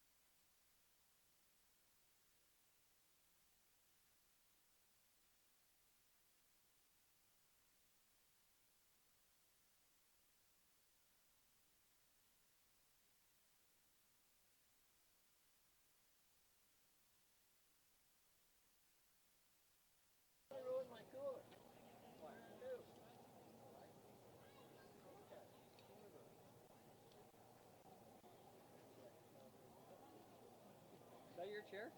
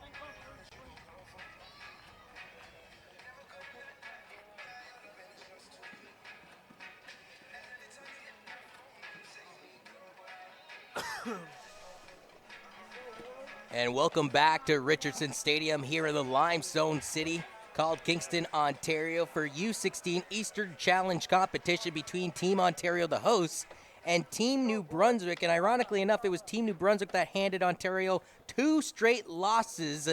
As we go to the replays, though, the opening half, and really, it was the Ethan Dobie show. Yeah, Dobie had plenty of massive runs during the first half, especially this one when he went out. That was his opening touchdown of the game. But then responding immediately was Henry Mason. Oh, Henry, oh, Mason. Ends up getting it down here. And again, beautifully job to just cut back in and rumble into that end zone. Yeah, plenty of running touchdowns. Dobie, very important part of the Ontario offense. It's going to be interesting to see if he will run the ball as much as he did in the first half. Yeah, both teams relying on the rush a lot. New Brunswick going through Henry Mason, whereas Ontario's going through this gentleman and Ethan Dobie. And watch Dobie just fight for that extra inch he needs at the end of this one to get across that goal line. And his teammate encouraging the officials and Michael Zach to call for the touchdown. I think it's no surprise that New Brunswick will come back with linebackers having a run-first defense.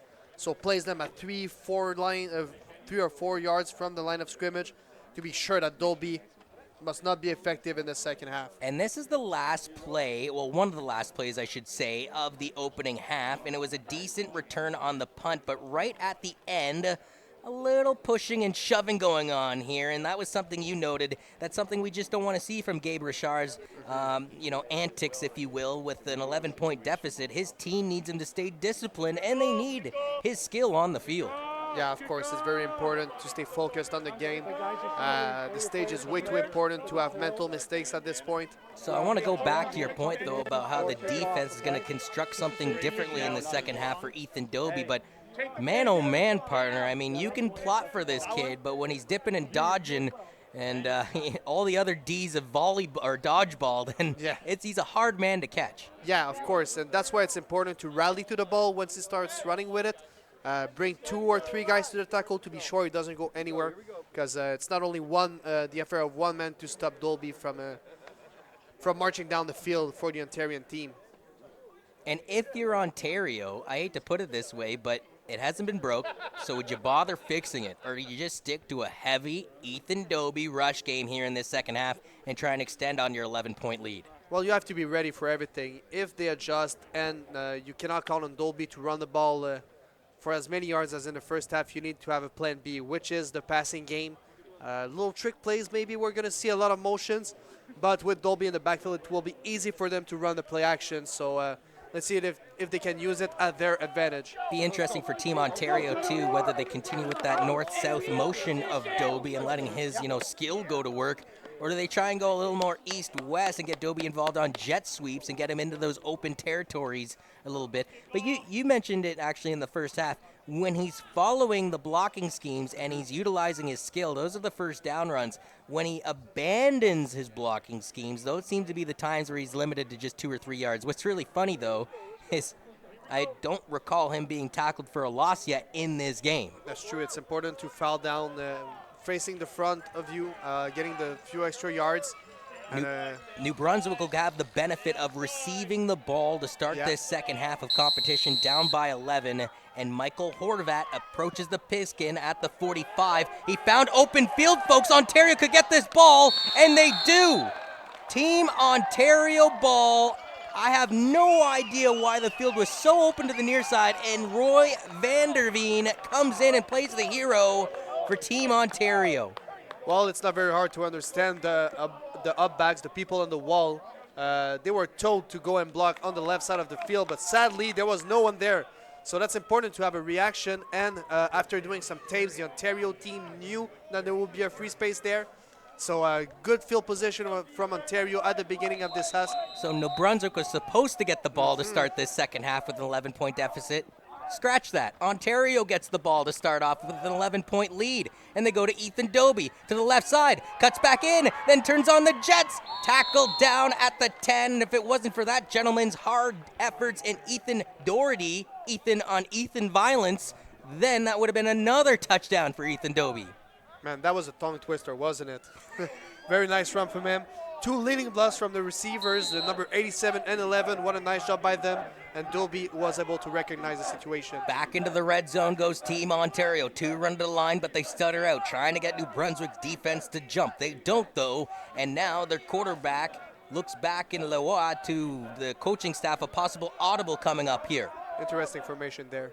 2 run to the line. A low snap settled down by the quarterback for Doby. Doby on a bit of a broken play still gains some yards out of it and goes back to our earlier point. I don't recall him being tackled for a loss, and it doesn't happen on that affair. Yeah, another very nice play. After the bat snap, he was able to run forward with his heavy speed and length and was able to catch 4 or 5 yards even with the bat snap once again. And met with a New Brunswick sandwich, croque monsieur, if you will. Oh. I had to throw that line at you, Matthew. As the ball is snapped at the 6. Another dose of Ethan Doby. Doby spun down, though, a limited gain. A gain, nevertheless, of 2 yards up to the 4-yard line. But this brings up third down, and with an 11-point lead, a field goal would make it a 14-point game. Or do they gamble? Looks like they're going to go for the field goal here. You say that, partner, but to be honest with you, I've yet to see their kicker go out onto the field.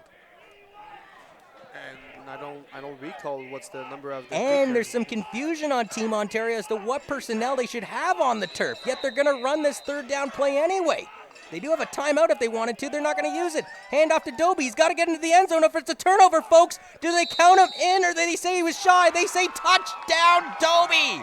Oh, my word. It's Ethan domination. Ethan Doby with another TD. This one to start off the second half of play. Very, very nice play around there. A jumbo formation with 4 running backs.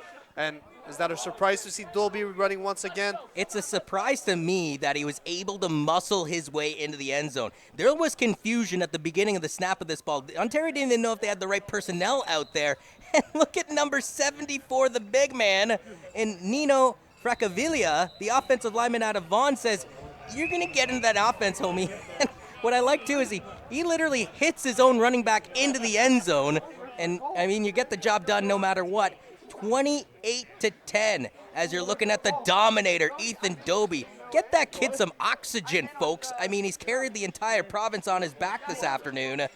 The extra point, by the way, was good from Michael Horvat, which increased it to the 28-10 lead. Oh, my word, though, for Team New Brunswick. You were down by 11. You thought you were going to get the ball to start off this second half. Ontario on Michael Horvat's beautiful kick. He spotted some wide open real estate and says, I'm going to put the ball right there. And as a result, Ontario gets the ball back to start off the second half, and they dominate with Dobie into the end zone. You're New Brunswick. Take that chapter, rip it off, and throw it in the fire. It's back to business with their offense. And this one is caught at the 24-yard line, trying to make his way back up the field is Duplessis, and he refuses to go down right away, muscles his way almost to the 40-yard line. Decent field positioning for Team New Brunswick's offense to go back to work, as now they trail, though, 18 instead of the 11 points that they thought their offense was going to have to come back from. Yeah, and a little chat after the play. Chad Alexander, the wide receiver, and Aaron Lavers, the linebacker from Team Ontario. You want to stay disciplined once again. You don't want to take a penalty here. It's okay to chat, to trash talk a little bit, but stay focused on the game. Unfortunately for Duplessis, too, he ran into his own defensive lineman in Jack Stewart. That kind of infringed his progress. This is a handoff, and I don't think Henry Mason had much of a shot to get anything out of this one. He'll be lucky to get a yard on second down. Yeah, that was Michael Kinney on the tackle, the defensive lineman at 6'4" and 250 pounds. That's a big boy. Yeah, for a 16-year-old kid, that's very good. Very good size. I mean, he could technically still have a growth spurt underneath him when you're that age. That's incredible. Yeah. He's going to be with the MU18 team tomorrow. And how many times does his parents have to buy him new sized equipment, whether it's shoes or you name it? A play action down the field. It is caught at the 50-yard line by Blizzard. First down, New Brunswick. They needed a big offensive play, Mathieu, and they got it right there. Yeah, and it's so in Kibi. Once again, the defensive back, he didn't turn his head to face the ball, so he didn't know where it was. He got lost in there. And Blizzard with a nice comeback catch there. Spencer Jodry. He is the he is a KV Cowboy. Numerous KV Cowboys on this New Brunswick squad. First down from the Ontario 50 as New Brunswick looks to click here. And just like the first quarter, here in the third quarter, they look to respond from a Dobie touchdown. They go to Henry Mason. I'm going to keep using that line, folks. Second down as he gets a handful of yards to bring up, I believe, second and short. Second and third is the official marking. Yeah, one of my favorite players on this field. But watch the O-line there. I think it's number 57, Kieran Richards. What a nice block to let the running back escape and gain a few yards. About a 7-yard gain here. Back goes to work. Second and 3. They go back to Henry Mason here out of Fredericton, New Brunswick. He's right beside their quarterback. It is a delayed handoff and a beautifully designed play by Team New Brunswick. Now he takes a mean lick at the 35-yard line, but not after he got the first down yards to move the chains. Yeah, Matteo Afani, right play here to make a great tackle, but it was too late since Mason was able to gain the first down. They almost faked the jet sweep here. Yeah. Coming in is Duplessis, and then the delayed handoff to the running back and Henry Mason, and again, that gap just opened up, and to be honest with you, he cuts back in, allowing Mathieu Affini to make the tackle. If he cuts left, he's got some more real estate to work with. Tons of motion from the left to the right side of the field. 3 run to the line. The ball is snapped to the quarterback. Play action, and Ontario bit. They got a man open, and he couldn't catch it. He would have had an easy touchdown, folks. Gabe Richard. Unfortunately, it goes down as an incomplete pass. Everybody that's supporting Team New Brunswick in Kingston right now has their hands on their head. They couldn't believe it because everybody bid on that play action. Everybody in Ontario red uniform bid on this play, folks. All Gabe Richards has to do is catch this ball. I could say the ball wasn't spiraling quite tight, but he's got to make that catch regardless, Mathieu. You got no excuses there. You got to make that catch with an 18-point deficit. It's very important for him to catch the ball. It would have been his head off, but it's too late. It would have been a touchdown. What's interesting here is Vince Sturgeon upset with the officials, but it's his team that called the timeout, if I'm not mistaken here, with 7:07 remaining in the third quarter of play in a 28-10 game. And yeah, going back to that previous play, though, Mathieu, he catches that ball. I mean, you could put blindfolds on. He could feel his way into the end zone with the amount of real estate that he had. Unfortunately, in and out of the hands, too, as we get another replay on this ball as he extends the hands out. Oh.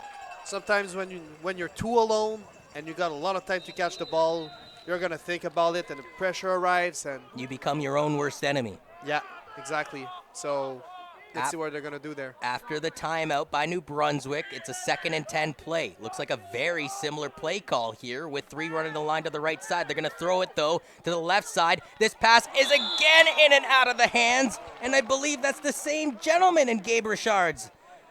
Oh, I feel so bad for that kid right there because he's had back-to-back big plays.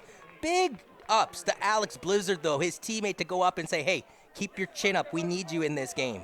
And you know what? Gabe Richards is the same receiver that caught that 15-yard penalty of undiscipline in the first half. I mean, you got to shake that off. 2 very, very bad drops from him. And I see a lot of potential once again because he was free. He's got good speed and good size, but you got to put those hands on the ball, especially after a bad play. So they're going to go for it. You could say Sean Underhill gave him a little pressure on that last play, but the previous one on the play action, there really wasn't anybody in his vicinity. And you are right, partner.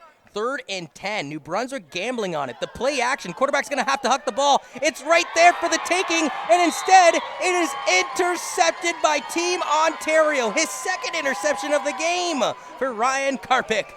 Yeah, Karpik with an excellent vision there, who arrived before Gabe Richards. He was trying to go 3-4-3 there. But once again, I want to see Richards attack that ball. On the comeback, you need to attack that ball at all costs. You don't want the safety to make an interception there. And it was way too easy for him to put those hands on the ball. And usually when an offense is targeting a specific wide receiver is because they're trying to exploit a mismatch that they see. But unfortunately, it feels like this has gone backwards for Team New Brunswick. The only thing I would make a little bit of devil's advocate on that is the ball did get caught up in the air a little bit, and giving the Karpik a bit of an easier path to the ball than the actual receiver would have had. Nevertheless, I do agree with you, partner. After having 2 drop passes for big yards and big plays, you got to respond with a big play of your own. And maybe Gabe Richards still has it. He's got plenty of time to go to work. 6:10 remains here in the 3rd quarter. But, I mean, if I'm him, I'm telling my teammates that last drive was my bad. Next drive, I'm putting the team on my back. And I think we got some personal change here. You're right. The new quarterback in Hayden Jackson at the helm. Jackson takes the snap. Jackson with the handoff, a high tackle, and that should be a face masking penalty. 15 yards, folks. An automatic 1st down for Team Ontario. And there's also a new running back listed at 5'7", Rice Rutten, running back from Sealy's Bay. As we take a look on the replay, the new quarterback at the helm in Hayden Jackson out of Baltimore, Ontario, close to my farm, by the way. Shout-outs to him. And the high tackle, and you mentioned Reese Rutten only, coming in at 5'7". Well, maybe that lack of height actually helped him that time because he ends up getting gripped at his face mask, which leads to an automatic 1st down for Team Ontario. Yeah, you're used to tackle Dolby, who's listed at 5'10", and now a 5'7" running back. So couple inches, it makes the difference in this sport of football. The official blows in the whistle. They snap the ball. Looks like a handoff yet again. So despite the fact that the personnel has changed, the ball came loose, though, and who's got it? New Brunswick says they do, and it is, I want to say New Brunswick ball, but an official hasn't made an official call on the matter yet. And to make matters worse, there is a New Brunswick player down on the turf right now. The guy who had the ball. And Ethan Doherty. Where did the ball go, by the way, partner? Watch this replay. Yeah, I think Doherty catched it afterwards. He recovered the fumble. Is the ball loose? The ball's way loose before his knee ever hits the ground. So now let's try and track the pigskin under all those bodies. Yeah, definitely number 20, Doherty, put his hands on the ball. That is New Brunswick's ball, folks. And unfortunately, I think the officials may have missed it here. That would make no sense to me if they missed it. I mean, the guy was completely up, even though he's only 5'7". It's a game of inches, Matthew, but it's also a game of breaks. Yeah. And New Brunswick needs a break right now. And I'll be honest with you, I think they deserve one after what I've seen in this last couple plays. I can't believe it. They're even discussing about it.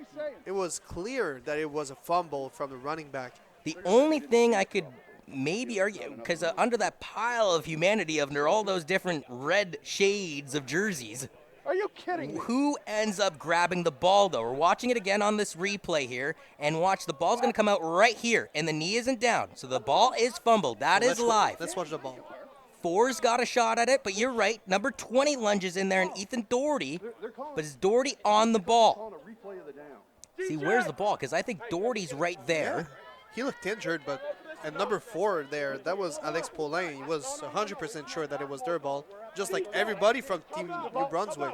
And the officials having a long conversation with Vince Sturgeon. And I don't blame Sturgeon for being a little hot under the collar right now. Not only has he seen his team, well, let's say lack of a performance in the second half, but now he's got the officials not really giving him much breaks either. If they don't give the fumble recovered, that's a terrible decision, and I don't know what's the reason why they didn't give it to Team New Brunswick.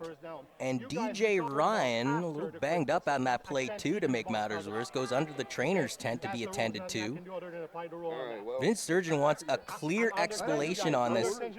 He's nodding his head in approval, but just judging by his body language, he is frustrated, folks, with 4:58 remaining here in the third quarter, and his team down 18. All he can do is shake his head and his palms out of that conversation with the officials, as I believe, your Matthew, they're keeping the ball in Ontario's possession. Unreal. Yeah. And now the running back, Rutten, must keep his hands on the ball. In all fairness, they don't have the replays that we do up here in the booth. Yeah, that's easy to say when you have it, especially from the booth. Yeah, they're going off of live. They're seeing it how they see it. Unfortunately, it wasn't right on that affair. As they do go back to the same running back, though. He's trying to make up for his last fumble, and he somewhat does here, a gain of about 7 yards. And if I'm a defensive player from New Brunswick, I know that he's got shaky hands. I'm trying to get that hand on the ball and strip it from him. Yeah, you're right. Get those tuna can openers out. Reese Rutten. Did I say that I love your expressions? 4:27 remains here in the third quarter, Matthew. An 18-point deficit for Team New Brunswick. But to be honest with you, they've just had so many bad breaks in this second half. This could have been such a closer contest at this point. Yeah, very unlucky. They go back to R&R in Reese Rutten. Ontario saying it's a first down. He's close to the first down marker. You got to wait to see what the officials say, though, your Team Ontario. Since they had so many bad breaks. And they're going to say that Ontario is shy, so it does bring up 3rd and inches, folks. And I mean by, what, 2 inches, Matthew? That's a very, very small gain that they need. And I'd imagine they're a QB sneak away from moving the chains on a first down. Especially since you have to stand a yard behind the line of scrimmage. That's right. For Team New Brunswick, so that's going to allow them to have space. But quarterback's not behind the center, though. The quarterback stays in the shotgun. 2 run to the line. Looks like a handoff to Reese Rutten. Rutten has the first down. So, incredibly, instead of going for the easy QB sneak to pick up the half yard they need, they run a dangerous rush play out of the shotgun from their quarterback, and Reese Rutten gets the job done anyway as the ball's up to the 50-yard line to move the chains. And most of the time it's because it didn't have to practice that play. So I know it's a simple play, but you still have to get the ball in the quarterback's hands. So they didn't want to take a risk and just go with the flow and do what they can do what they know how to do. And Ethan Doby just rests on the bench after having a fistful of touchdowns. He'll watch Reese Rutten go back to work again. Rutten, I think, was tackled via the face mask, and now some pushing and shoving again after the whistle. Everybody appears to be cool and calmly collected, and we'll see, though, what this penalty is. If it's a face mask, it's again an automatic first down and a 15-yard penalty going up against New Brunswick. If you're down, take a knee. If you're down, take a knee. Yeah, I think it was either a face mask or grabbing the collar. Let's see what he says. Yeah, it's a 15-yard penalty regardless of whatever they say it is. And you're right, for Jake Stewart, Right now, the field house chilling. he's trying to do his best there. I like how immediately Reese Rutten's teammate and Ryan Wilson, who's an offensive lineman, goes, whoa, you can't do that to my running back. And he gets the call to the official as a result. That's always good. When you have your offensive line on your side who are going to defend you, man, you know you're in a good place. 1st and 10 now from the 42 of New Brunswick. Team Ontario look to pour it on here in the second half. Up 18 points. Reese Rutten again. Meeting of the minds with Hayden Rowe. And once again, the offensive line was moving a lot. There are 2 traps there from the guard and the opposite tackle on the field. They're trying to create some movement and lead a block for the running back. Wasn't successful that time. And again, in 2018 in Guelph, Ontario, the team that is, lost twice to Team New Brunswick, once by 3 points, 25-22, and another by 3 points in 2 quarters of action, 3-0. What would you rather lose, a 25-22 4-quarter contest or a 3-0 2-quarter contest? On a 3-0 contest, I feel like, you didn't do anything. Yeah. Oh, first possession. Oh, it's already halftime. Okay. There we go. And we've lost because we're only going to play 2 quarters. But on a 25-22 full game, there's a certain rivalry there. More than on a 3-0 game with no emotions. Even Team Quebec, it took them a while to get off this morning. But once they got off, they were unstoppable. So might would have been the case on a full game, but only 2 quarters. It's not a lot to show what you can do. And in that 2018 East Challenge in Quebec, I believe the outscoring by Team Quebec was 94-18 when they went 3-0 over that tournament. Exactly. Reese Rutten again. So we had nonstop Ethan Doby. Now we're getting nonstop Reese Rutten. He's going to be shy, though. It'll bring up 3rd down, and Team Ontario, as a result, will punt this one away. Not that, I know there's 1:40 remaining here in the 3rd quarter, but I'm just going to throw this out there right now. A fistful of touchdowns from Ethan Doby, 4 to be exact. And that's good enough, I would say, to be the offensive player of the game. And then you have a guy on the defense, and Ryan Karpik, who's got 2 interceptions for your team. I think that's good enough to be your defensive player of the game. Yeah, both have been the story of this game defensively. When you have a good safety like that, that is a ball hawk. It's very, very difficult to establish an air game. Low punt. Michael Horvat settles it down, though, and roughly from midfield, boots this one away, takes a bounce near the 20, hits the New Brunswick returner, and goes out of bounds at the 17. So he did his job, did Michael Horvat, pinning his opponent within the 20. Then some chirpy, some birds noises going on between Mateo Affany and the kick returner that time for Team Nova Scotia. Team New Brunswick. Getting my maritime provinces confused now. And Ontario is going to have to be more diversified, on the 2nd and long. They came back with the 2 traps from the guards and a tackle. I mean, New Brunswick knows what's going to happen. You need to get more diversified and make some passing plays because right now it is ridiculous. You cannot run the ball 100% of the time. Taking a look at Team New Brunswick's bench, trying to rally themselves up, down 18 points here with 1:20 left in the 3rd quarter, and their offense back on the field. This is a run play, but lucky to get back to the line of scrimmage will be Henry Mason on this affair. Should bring up 2nd and 10. They're going to say he got a yard, actually, 2nd and 9. So a very different game from what we saw this morning where there was a lot of passing plays. Now there's a lot of running plays. Actually, you hit the nail on the head there, partner. The first game between Team Quebec and Team Nova Scotia was practically, I would say, 80% pass plays. And then Quebec, I think, went to the run to use clock management to their advantage throughout the game. This game has been all runs, and the 2 times that I can recall New Brunswick passing has been intercepted by the same gentleman in Karpik. And unfortunately, a 2nd straight run play put through Henry Mason gets even a lesser result than the first one. He only gained 1 yard on the first play. He loses 6 yards, according to the officials, on this dash. Yeah, that was a draw play, so we get a replay there, but well, if you blinked, you would have missed that one. That's all we're going to say with that one. So there was a very nice reaction from the defensive line. Usually people bite on this and they think they're going to make a pass and it gives space for the running back, but this time, no way, Jose. Number 8, Jeremy Hayes. Jeremy Hayes was on the play for, it was Matteo Affany from Ontario on the tackle behind the line of scrimmage. Does New Brunswick take the safety and concede field positioning while they're still down by 18 points?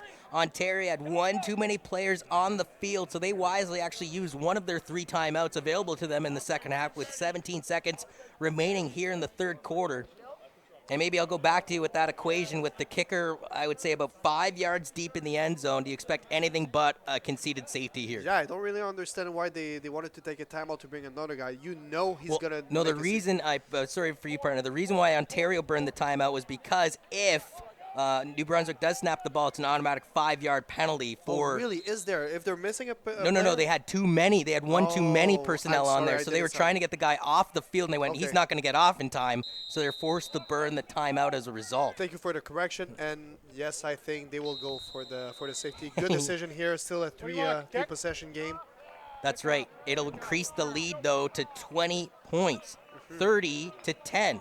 And again, a reminder, New Brunswick beat Ontario last year 25-22 and also beat them 3-0 in a mini game, which was only 2 quarters in length.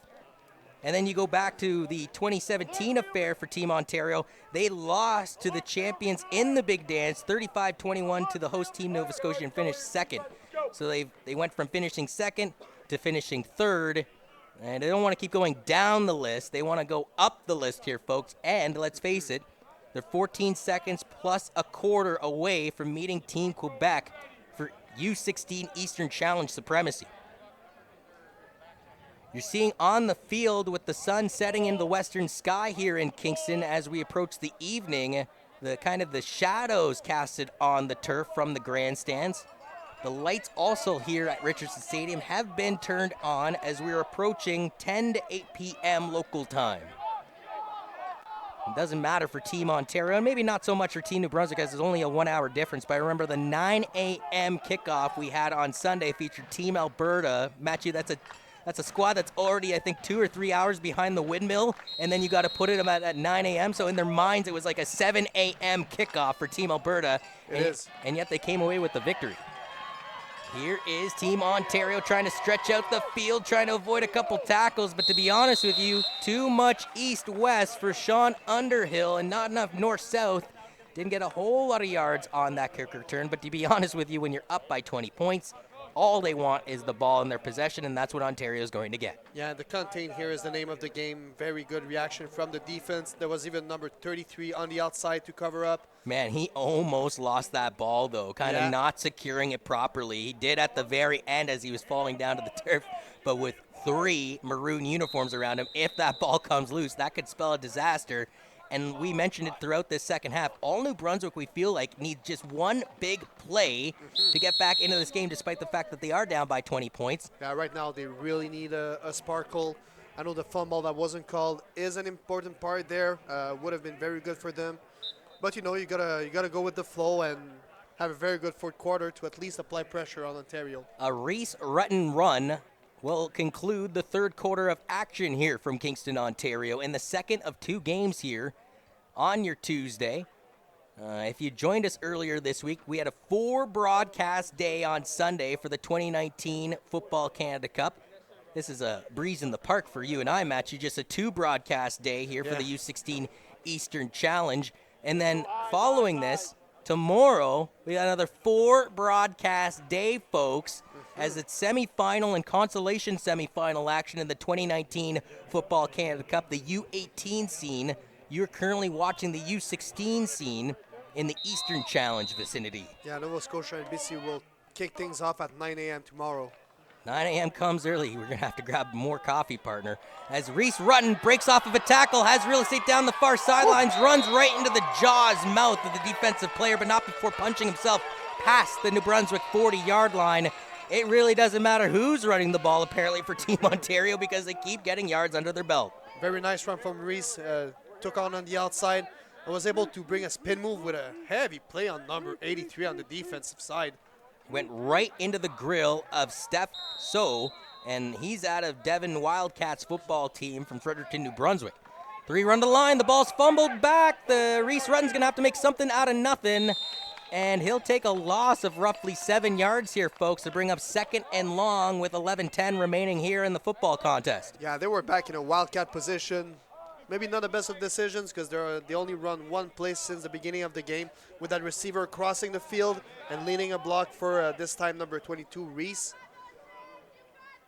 So on 2nd and a millennia, what are Team Ontario going to do here? Do they go back to the Reese Rutten run? And again, 3 receivers on the weak side. You can expect the run there or either a jump ball on the wide side of your screen. In the gun is the quarterback, but before he snaps the ball, Team New Brunswick says, hey, we want to orchestrate our defense here, and they take a timeout with 10:39 remaining on the clock. And I mentioned this in the beginning of this broadcast, but I'll reinstate it now. There is a U16 Western Challenge, but it's not happening here in Ontario. You got to go all the way out to Kamloops, BC, to watch Alberta defend their back-to-back U16 Western Challenge crowns against BC, Saskatchewan, and Manitoba. That takes place from the 13th to the 19th. And yes, those games will be broadcasted with the same fantastic crew of Sebastian, Joe, Jill, Cade, Leanne, Brendan, and Choi. Matthew and myself look to be there, but I don't know. That's a prayer. We're going to see. I'm from Quebec. I hope they're going to pay for my gas money. Yeah, maybe Quebec slides in a team. You know, Saskatchewan South was in this tournament last year, as apparently the way it was divided is Saskatchewan divided a team north and south. They sent their north team to the West Challenge, and they sent their south team to the East Challenge. I guess that's the benefit you get for being dab smacked in the middle of this gigantic country we call Canada. Yeah, and I think it was a good thing because Saskatchewan have a lot of talent. We know yesterday they won about 37-0 against Nova Scotia, if I'm not doing any mistakes. So definitely a team to watch in the MU18. Yeah, shutting down Nova Scotia. Dobie's back in the game, folks. Dobie's got a run. Dobie's got close to a first down marker. This was a 2nd and 17 play, folks. And I believe picking up at least 16 yards on this affair is Ethan Dobie, who all of a sudden... Are you kidding me there? You know he's going to run the ball. I mean, they bring back number 20 Dobie for a reason. So the 12 players on the field are like, okay, he's going to run the ball. So they give him the ball, he runs with it, and is able to reach for a first down. Man, what a play. 18-yard run when they needed 17 yards. That's why they brought Ethan Dobie back in. And what do you know, Dobie, go have a seat. Reese Rutten's back at the helm. Here's a little dose of Reese Rutten. A little stutter step, and I love it. As he breaks his way to the right side, he'll gain at least 6 or 7 yards out of this affair. He's close to a first down marker. But you gotta like that. If it's not Dobie, it's Rutten. If it's not Rutten, it's Dobie. Yes, what a nice run by him. And I think he brought the linebacker. Give him a little dance, man. A little Allen Iverson crossover action. Exactly, man. Maybe he's in the wrong sport, but he's having definitely a good game since he arrived. Floyd Mayweather last night, the boxer, was at a celebrity basketball game. Somebody crossed him over so badly as there was a potential fumble off of the snap. The quarterback, though, who's at the helm now, and Hayden Jackson wisely just falls on top of it. It'll bring up 3rd down, even though it was a 2-and-1. Now it's a 3rd and... well, they're going to say 4, so they might kick a field goal here from Michael Horvat. But yeah, going back to my point of, Floyd Money Mayweather, this is a guy that makes a living by standing on his feet and boxing his opponent in the face. A guy hit him with a crossover so fiercely that Mayweather's feet just skipped underneath him and he landed flatline on his back, and the entire basketball stadium just erupted with joy because they've never seen that gentleman ever on his keister. The snap and the hold is good. From the near hash mark from 27 yards out, it's good. Michael Horvat, 27-yard field goal increases it to a 23-point lead, 33-10. But anyway, even though he's on the floor, Floyd Mayweather to win, he only has to say, I got more money than you, and then... He has more money than everybody in that basketball arena during that charity game combined. Yeah. Why am I not surprised by this? But I just thought it was so funny for a guy that never has tasted the canvas in his boxing life. All of a sudden he plays basketball outside of his element. A guy hits him with the crossover. First time he was knocked down in his career. And it was that Reese Rutten crossover that just reminded me of that theatrics last night in the charity basketball scene. It wasn't a real game, folks. It was just for fun, and it was supposed to raise some money for a hospital. But I think everybody got a great laugh, and social media exploded with saying, oh, watch Floyd Mayweather hit the floor, and you're expecting to see a boxing sparring match or something. No, it's a basketball game. He's getting dumped on his keister from a crossover. Do you know if he won the game? I believe, knowing Floyd Mayweather, he probably paid the refs off, and they did win the contest at the end of the day. At the end of the day, a win is a win, no matter what it takes. 9-10 away is Team Ontario from meeting Team Quebec for U16 Eastern Challenge supremacy this Friday here in Kingston. And unfortunately for Team New Brunswick, I mean, miracles can happen, but they are down by 23, and if the score remains that way, they'll end up playing a fellow maritime foe in Team Nova Scotia, who was shut out earlier today 41-0 to Team Quebec in the bronze medal match. So one thing I will say, you come to a tournament that only has 2 games, and let's say you lose your first game. It can be dejecting. If you lose your first game in the Football Canada Cup, you don't have a shot at gold, you don't have a shot at bronze. Yeah. At least in this one, you lose your first game, you're going right into the bronze medal match, and you still have a chance to come away with some hardware. Yeah, I know, but the goal here is not Is the necessarily... win. Absolutely. Yeah. Here I am trying to lighten the load here a little bit, Matt Jr. Like, well, wait a minute, you're here to win. Almost another interception from Team Ontario. No, this time it wasn't Karpik. It was Sean Deasy out of Collingwood, Ontario. Yeah, what a nice reaction. He was against the very tall Gabe Richards, the number 85, and very physical too. So he used the speed to get in front of the receiver and almost intercept this ball. Poor Gabe Richards, to be honest with you. He had a drop potential touchdown. He had another drop potential big play down the far sidelines. He just hasn't had that ball stick into his gloves today, and if it had, we could be facing a much different scoreboard here with 8:36 remaining in the contest. This one is caught at the 45-yard line. Should be good enough for the first down. Bradley Patrick catching it out of Hampton High School. Yeah, and a nice reaction by Karpik, the safety, who is also able to tackle pretty hard. So nice catch there down the middle, and good contact also. Maybe he was a little high on the tackle. We suggest him to be a little lower, but again, he's got time to develop. So we're talking about the two games. Of course, you want to have the win, but you also want to gain as much experience as you can on football games. And in the week between the best players of other provinces, I think that's the good stage to do so. And this is the development section, the U16 scene, folks. You still got U18 action later on this week. The quarterback takes a hit to make the play. The pass is deflected, though, and then it is intercepted. Folks, he almost had an interception just a minute ago, and now Sean Deasy gets an interception here. Nice concentration. After the drop of Richards, it was a hard pass, but after he tipped the ball on the tip drill, he was able to intercept the ball with a nice return there. And that quicksand feeling for Team New Brunswick. They had to get some offense going. They had to take gambles in the air, knowing that they're down by 23 points with less than 8 minutes remaining in this game. And again, the receiver that time, and Gabe Richards. Having a rough game. If he was going to a casino, folks, he would have lost the house. Like, it's just been one of those nights for Gabe Richards. I feel so bad for the kid because it's not like it's a lack of effort. He's trying, he's running his routes, just cannot get that ball to stick, as now it's an interception for Team New Brunswick. Back-to-back picks. Back the other way for Team New Brunswick after he got his Ethan Doherty. There's a flag at the 45. Anything you can do, I can do better. Ethan Doherty with the interception. I would not have been able to put that ball that high with my lob wedge. What kind of pass was that? It was floating around, maybe traveled 20 yards long, maybe 50 yards up. It was a moonshot at that. Like an Ephus pitch, it came straight down to the turf. And now I'm starting to understand why they only ran the ball with Reese Rutton. Rutton and the number 20, Ethan Dolby, since the beginning of the game. And Dobie's teammate, Cameron Dellery, London Junior Mustang, was the intended target on that play, but he got spun around, looking into the bright blue sky of Kingston, going, where is that ball? And as it fell down, right spot, right time for Ethan Doherty. So the door of opportunity has cracked open a nudge here for Team New Brunswick, down by 23. The ball is snapped, a little bit of a delayed handoff to the right side. They got space, first down and more, past the 30 to the 25-yard line. That's a big play. And there was some pushing and shoving down the near sidelines between Ontario's Owen Keeby, as well as, I believe that's Alex Blizzard. Yeah, Blizzard is a really intense person.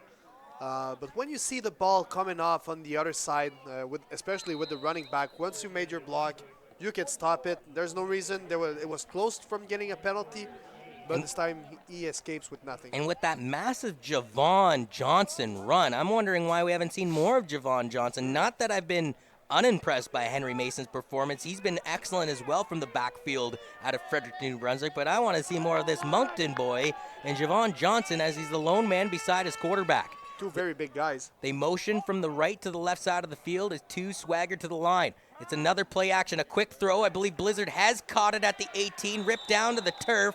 He'll bring up second down New Brunswick.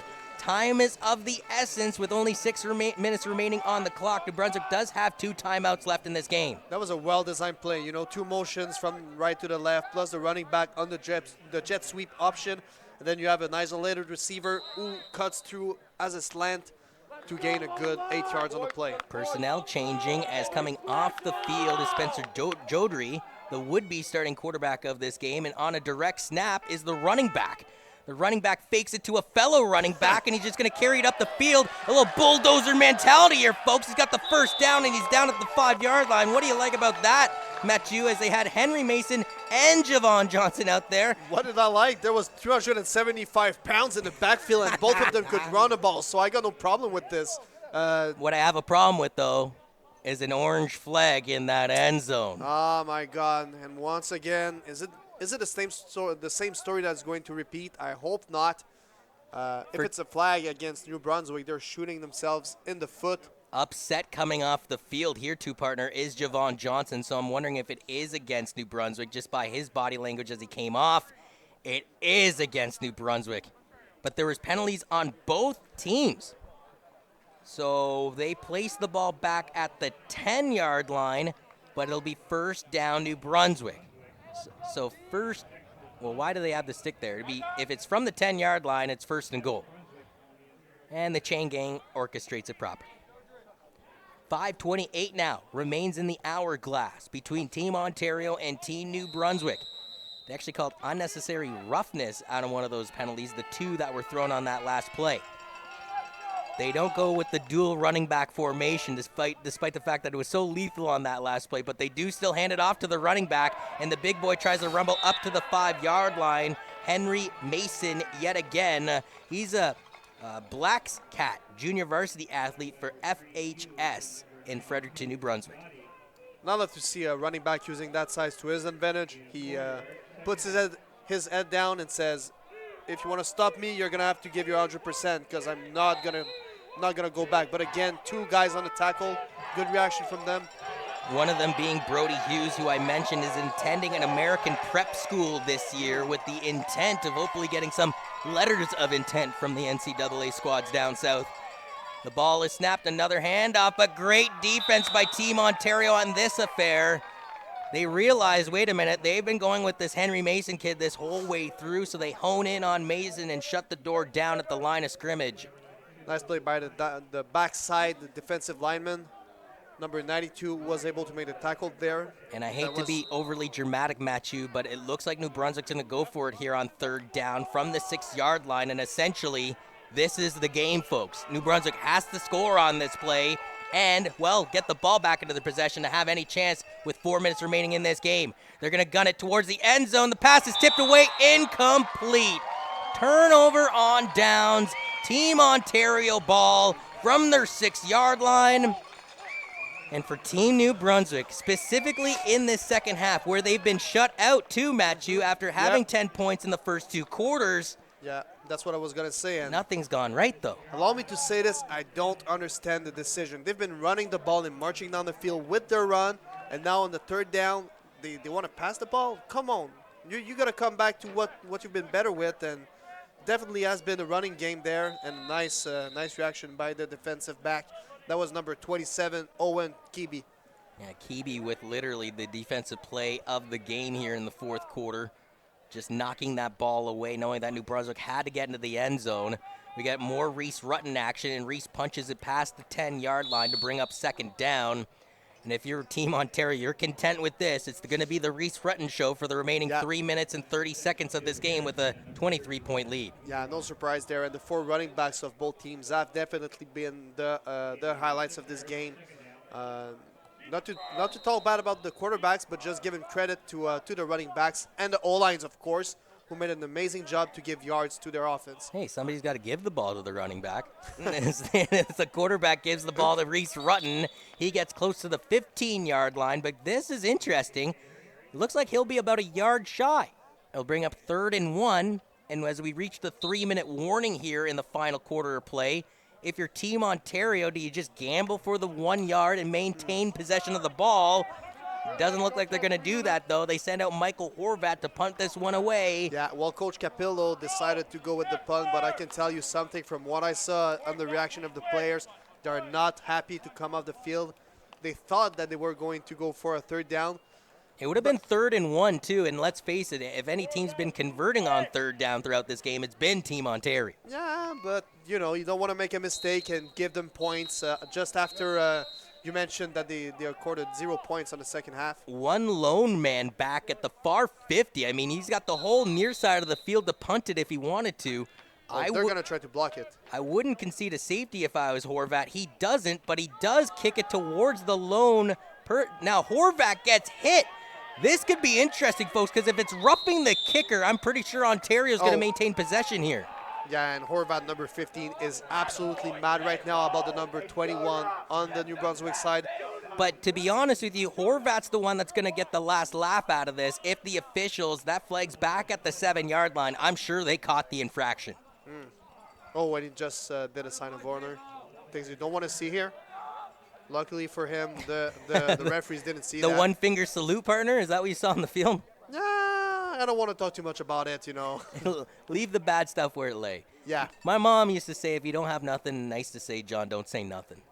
So, smart lady. Well, I wish you a good night. No, no, I need you here, Matthew. Come on now. As the ball. Yeah, it is against Team New Brunswick. It's roughing the kicker. And that's an automatic first down. That should leave Ontario's offense back onto the field. Unbelievable. And I get it, you're down by 23, so you are frustrated, but you just can't do that. And I actually recall Nova Scotia was down 41-0. And there was a time where Nova Scotia had an opportunity to just plummet Pepe Gonzalez, the backup quarterback for Team Quebec, but the guy was nice enough at the very end, lightened up and sideswiped the quarterback. When you're down 41-0, it probably took a lot of manhood in him not to light up the quarterback and just do the smart, respectable thing. Here, for Team New Brunswick, you're down by 23 points, way less than a 41-point deficit. You technically had a shot.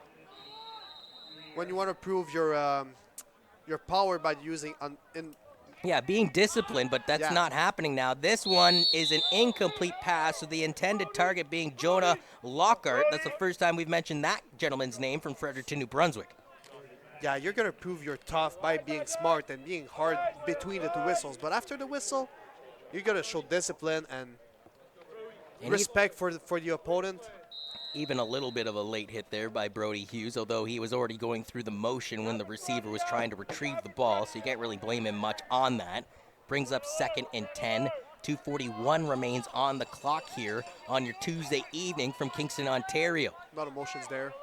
They motion to the left side of the field. 3 run to the line. The quarterback ranging back in the pocket. He's going to go deep. He's got a man one-on-one down the near sidelines. He catches it, folks, and you can tack on some pass interference on top of it, as getting in his grill that time was Sean Deasy, and, well, leaving him Deasy was Jonah Lockhart as he got it locked in. What a nice pass from quarterback Spencer Judry. And I said it before on the previous catch, we haven't really mentioned Jonah Lockhart throughout this game, and back-to-back big plays to him, get him into Team Ontario territory. And obviously the pass interference, because the ball was caught and secured by the wide receiver, will be negated by Team New Brunswick. They'd rather take the yards than the penalty on that one. I always found that weird in Canadian football. I mean, he's interfered with, and he still makes the catch. I know I'm a broadcaster when I say this, but I feel like you should add penalty yards from that. But regardless, they just elect to take the catch rather than the pass interference, which would have actually put them further back. Here's a run play. Javier Reyes-Landry out of Moncton, New Brunswick, gets it into the red zone for New Brunswick. Yeah, John, I think you're bringing a good point. You don't want the game to become dangerous, so if you can remove anything there while we see the run of the number 5. Well, Reyes-Landry almost fumbled that away, but he properly secured it in time, and actually goes from good to better for Javier Reyes-Landry, as he had enough for the first down with the ball at the 18-yard line. So, again, I'm just going to throw this out there. New Brunswick has 2 timeouts left. They trail by 23 points, and there's 2:15 left on the clock. And the clock's now currently, for instance, running, and New Brunswick's not necessarily in the biggest rush to get this play off. So, you know, I hate to say it black and white, but they're just playing out this game at this point. Yeah, exactly. They understood that this game is over, and they're doing nothing to help themselves right now. Spencer Jodry, as again they motion to the right, but then back to the left. That's Lockhart going back to the right. A little skip to my Lou action. Quarterback gets hit as he threw the ball. That's going to be roughing the passer, folks. Should be an automatic first down for Team New Brunswick. Holding his hands up, and I don't really understand why, is Dion Guthrie, the linebacker out of Kitchener, Ontario, but you couldn't get more blatant than that, especially when you're up by 23 points. Watch this replay. Why not just let the quarterback go right there? And don't get me wrong, he's allowed to make the initial contact, but he's not supposed to spin him down to the turf, which you don't get to see on that replay. And as a result, automatic first down. It's half the distance to the goal, too, so they place the ball at the 3-yard line. And now I'm going to say this again, 1:46 on the clock. That's what I was going to say. Where's my man Mason? There it is. So do they put the double bigs out there, though? It looks like they just have the one and Henry Mason. Mason. Don't get me wrong. They're going to give the ball to Mason's going to take the direct snap, fakes the handoff. Mason keeps it himself, trying to drag all of Ontario on his back. And then Blizzard had his helmet ripped off by a Team Ontario player behind this play. Stay smart, Blizzard. Yeah, well, he's staying smart, though, because he's staying cool and calm and collected like a cucumber. However, whoever was on Team Ontario, again, you have a 23-point lead. Why are you roughing the passer? Why are you ripping your opponent's helmets off? I don't like this from Team Ontario. I'll be brutally, I'm an Ontario boy here, Matthew, but I don't like that. I don't like that at all. No, that's arrogance at this point. Yeah, and an interesting play design as it's a direct snap to Henry Mason. It's a fake handoff to Javier Reyes-Landry. And now they're bringing out Javon Johnson, the running back. And actually, it's Mason, or Henry again takes the snap right behind his center. He's just going to try and push his way through, and he does. Touchdown, New Brunswick. Henry Mason.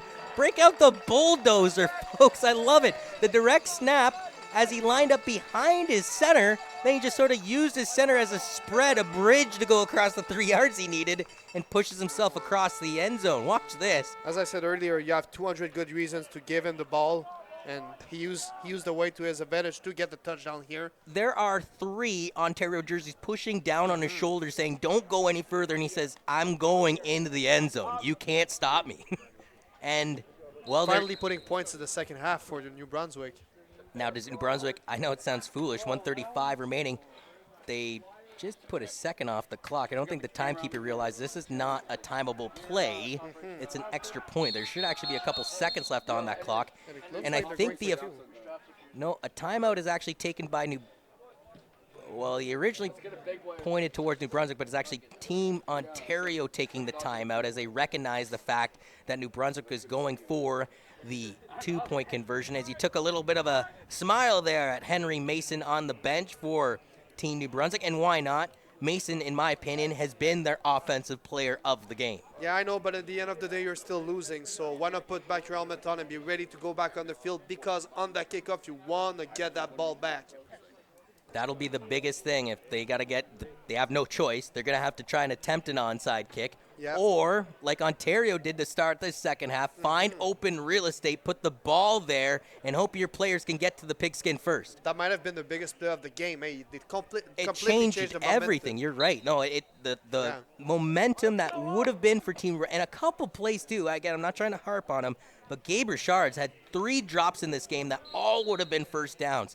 As there's the snap. It's actually a play action, folks. Did he reel it in? They say he did. Yeah, that was a very good play. 2-point convert from Team New Brunswick. I believe credited is Jonah Lockhart, who's been, a lockdown here in the fourth quarter after not really seeing him throughout the first 3 frames. Where was he for the first part of the game?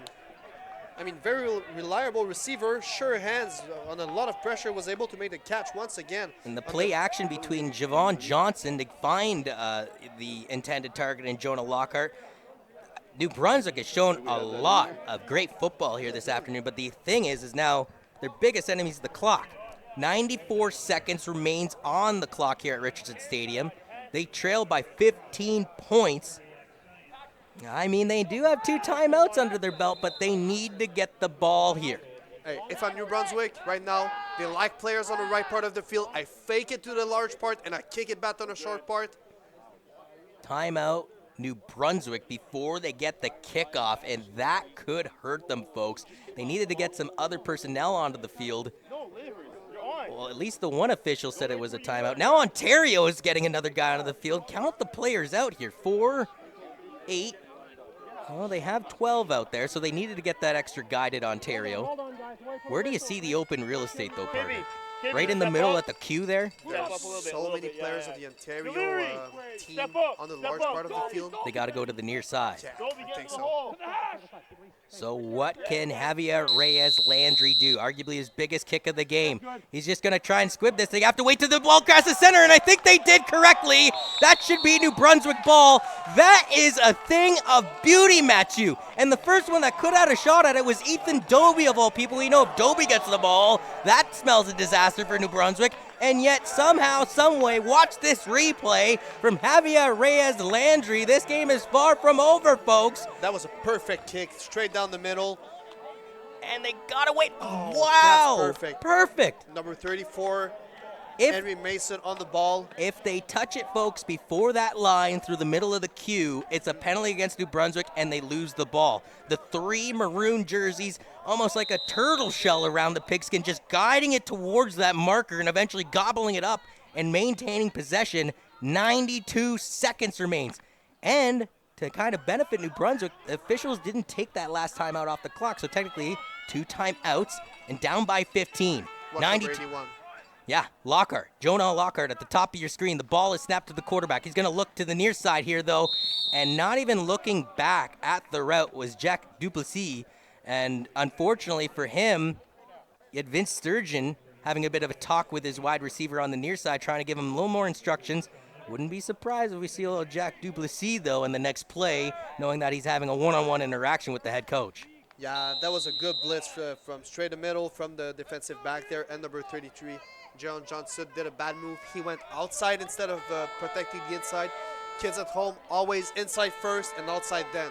2nd and 10 from the 54-yard line. Down by 15 as we approach the final minute of this game. 4 options to the right side of the quarterback. He's going to huck it one-on-one down the near side, though, and it is caught at the 25, past the 10, into the end zone. It's a blizzard, baby. Touchdown, New Brunswick. Blizzard from 54 yards out. And to quote Drake, it's over. It's over. It's far from over. My, what can I say here? What a play from the receiver, Blizzard. What a pass from the quarterback on the isolated receiver. There is a Team Ontario player down on the sidelines in the end zone. Let's look at this replay. 4 options to the right side. He goes mano-a-mano down the near side and just blizzard speed, folks, to get past Owen Keeby, untouched into the end zone. Yes, sir. And now a crucial 1-point conversion to make this game a one possession game. Now, yeah, you make it even a better point, though, partner, because you got to gamble at one point or another. Yeah. Because currently they trail by 9.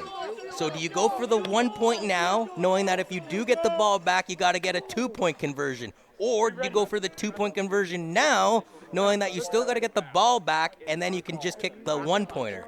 Honestly, I would go to the 1 point for the 1 point now, because otherwise afterwards you got to get the ball back. So if you miss right now the 2-point conversion, all hopes are lost. And you know what? New Brunswick's following your lead, partner, as they do send Javier Reyes Landry out to attempt the extra point. And who knew an extra point would be so important? As now this will be arguably the biggest kick after the onside that he had. A bit of a high snap settled down by the holder, and the kick is good. I love this game so much.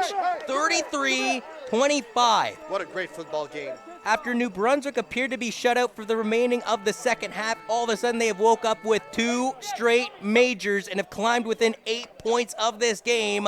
1:20 left on the clock. All they have to do, too, this is another thing I will say, they have 2 timeouts.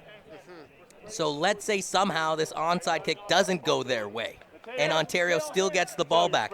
They have 2 timeouts to burn. So it's not like Ontario can simply knee out this game and get out of Dodge with the victory. In theory, as long as New Brunswick plays solid defense, I'm sure they'd rather just get the onside kick anyway. Now you have to look where there is the most space to make a short kickoff. Look where they put Dobie, though, right in that similar vicinity to where the last kick was. So they can't go to the well twice, or Dobie's just going to gobble it up. Once again for Ontario, a late personnel to get onto the field. He doesn't even know where to go. And he's actually being instructed by his fellow teammate, Ryan Karpik, who has 2 interceptions. Here goes the onside kick. They just boot it to the near side. They are going to have it rolled down to the 20-yard line. Wisely just falling on top of it for Team Ontario is Cameron Deliri. So 1:19 on the clock. Team Ontario will have the ball 1st and 10 from their own 20-yard line. But this is the thing. New Brunswick has 2 timeouts, folks. So it's not like Team Ontario can just take victory formation for the remainder of 1:19. And Ethan Dolby is again back in the backfield. Well, they realize they need him now. Don't take your eyes off him. He's going to get the ball for sure. So we'll see with the quarterback at the helm again in Leroy. He'll take the snap, holds it down for Ethan Doby. Doby tackled down at the 25-yard line, and that's what we saw from Doby in the first half. You know, he does that again, and they had the first down, and then, in theory, it's all but over. Alex Poulain here had to make the tackle in the backfield, had a great opportunity, a free shot at him. Sadly, he wasn't able to wrap him well enough. So it's going to be 2nd down and 5 yards, and now there's a timeout. Timeout taken. He pointed towards Team Ontario, but Team Ontario does not have any timeouts left. And does the official realize that or not? Are they I think they pointed the way that New Brunswick is defending. Oh, okay.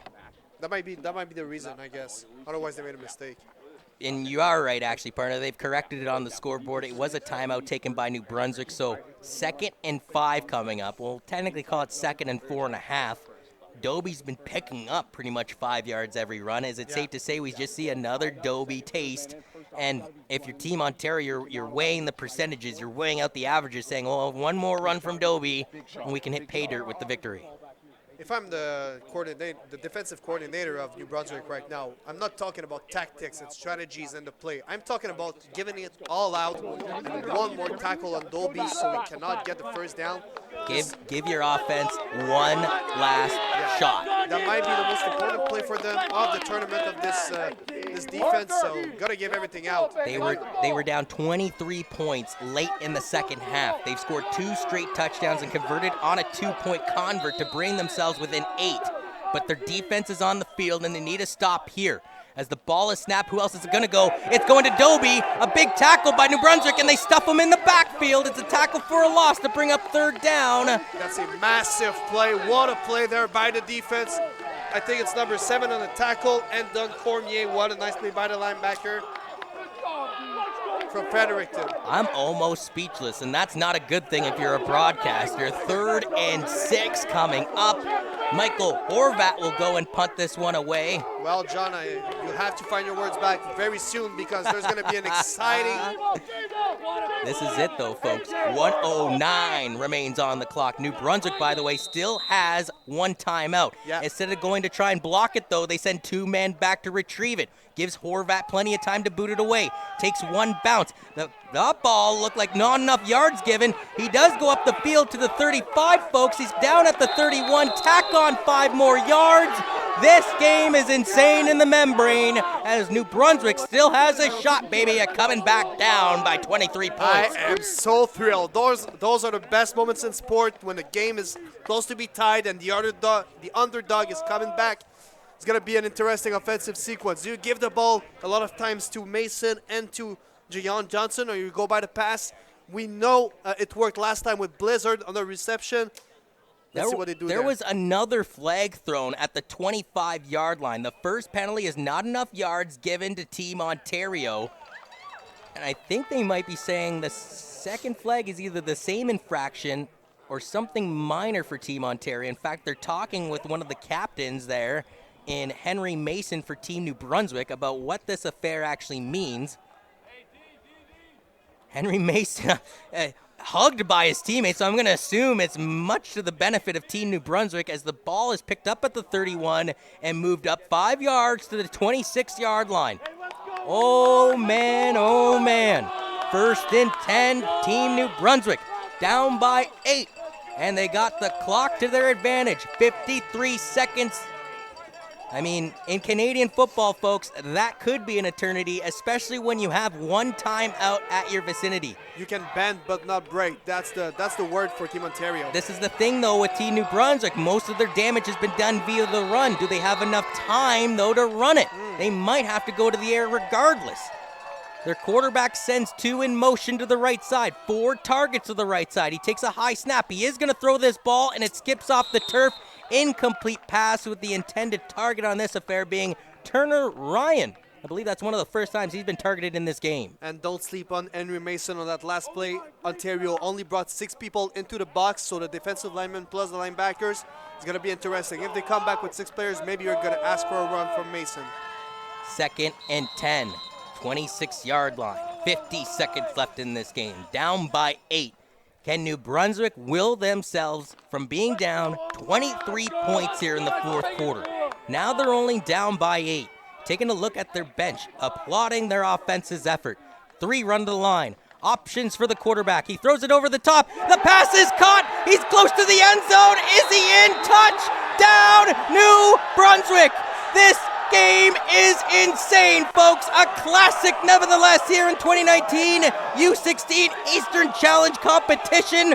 New Brunswick has handed Ontario 2 straight losses in our history. They're trying to make it 3 straight losses and trying to come back from down 23 points in the 4th quarter. They're 2 points away, Matthew. Ladies and gentlemen, what is going on? This is absolute madness on the field. Not a single fan is standing down. Everybody is up. And another dose of the blizzard. Or no, I apologize. No, that was 2. Jack Duplessis. He not only caught the ball at the 10-yard line, sandwiched himself between 3 Ontario players, and got into the end zone. And ladies and gentlemen, if you thought this was over, it's way from over. Now they got to get the 2-point conversion starting at the 5-yard line. Whew. They have to get this 2-point convert. If they miss it, I'll say this, they still technically have a shot if they could perform another onside Who knows what's kick. going to happen? The 2-point convert, folks. The ball is snapped to the quarterback. Pressure coming. It's thrown into double coverage. It is intercepted instead by Team Ontario. His 3rd interception of the game. Ryan Karpik with the hat trick. Wow. Wow, wow, wow. And there is still 43.8 seconds, and ladies and gentlemen, this game is far from over. The fans, look at the fans in this state. Everybody's got this look of awe over what they've encountered here in this 4th quarter of play from Richardson Stadium in Kingston, Ontario. Again, this was a New Brunswick squad that, yes, they were up 10-7 at one point, but then they went down 33-10 in this 4th quarter. They have punched themselves all the way back to within 2 points, and they just needed this ball to be caught there by the intended target, Turner Ryan. Instead, it's the 3rd interception of the game. I don't think it was a good decision to try and attack Karpik, who's been their best defensive player. He's been a ball hawk all game long. Here's the attempted onside kick. They just squib kick it over the original line of defense. They almost rolled away from Michael Horvat, who wisely again just fell on the ball.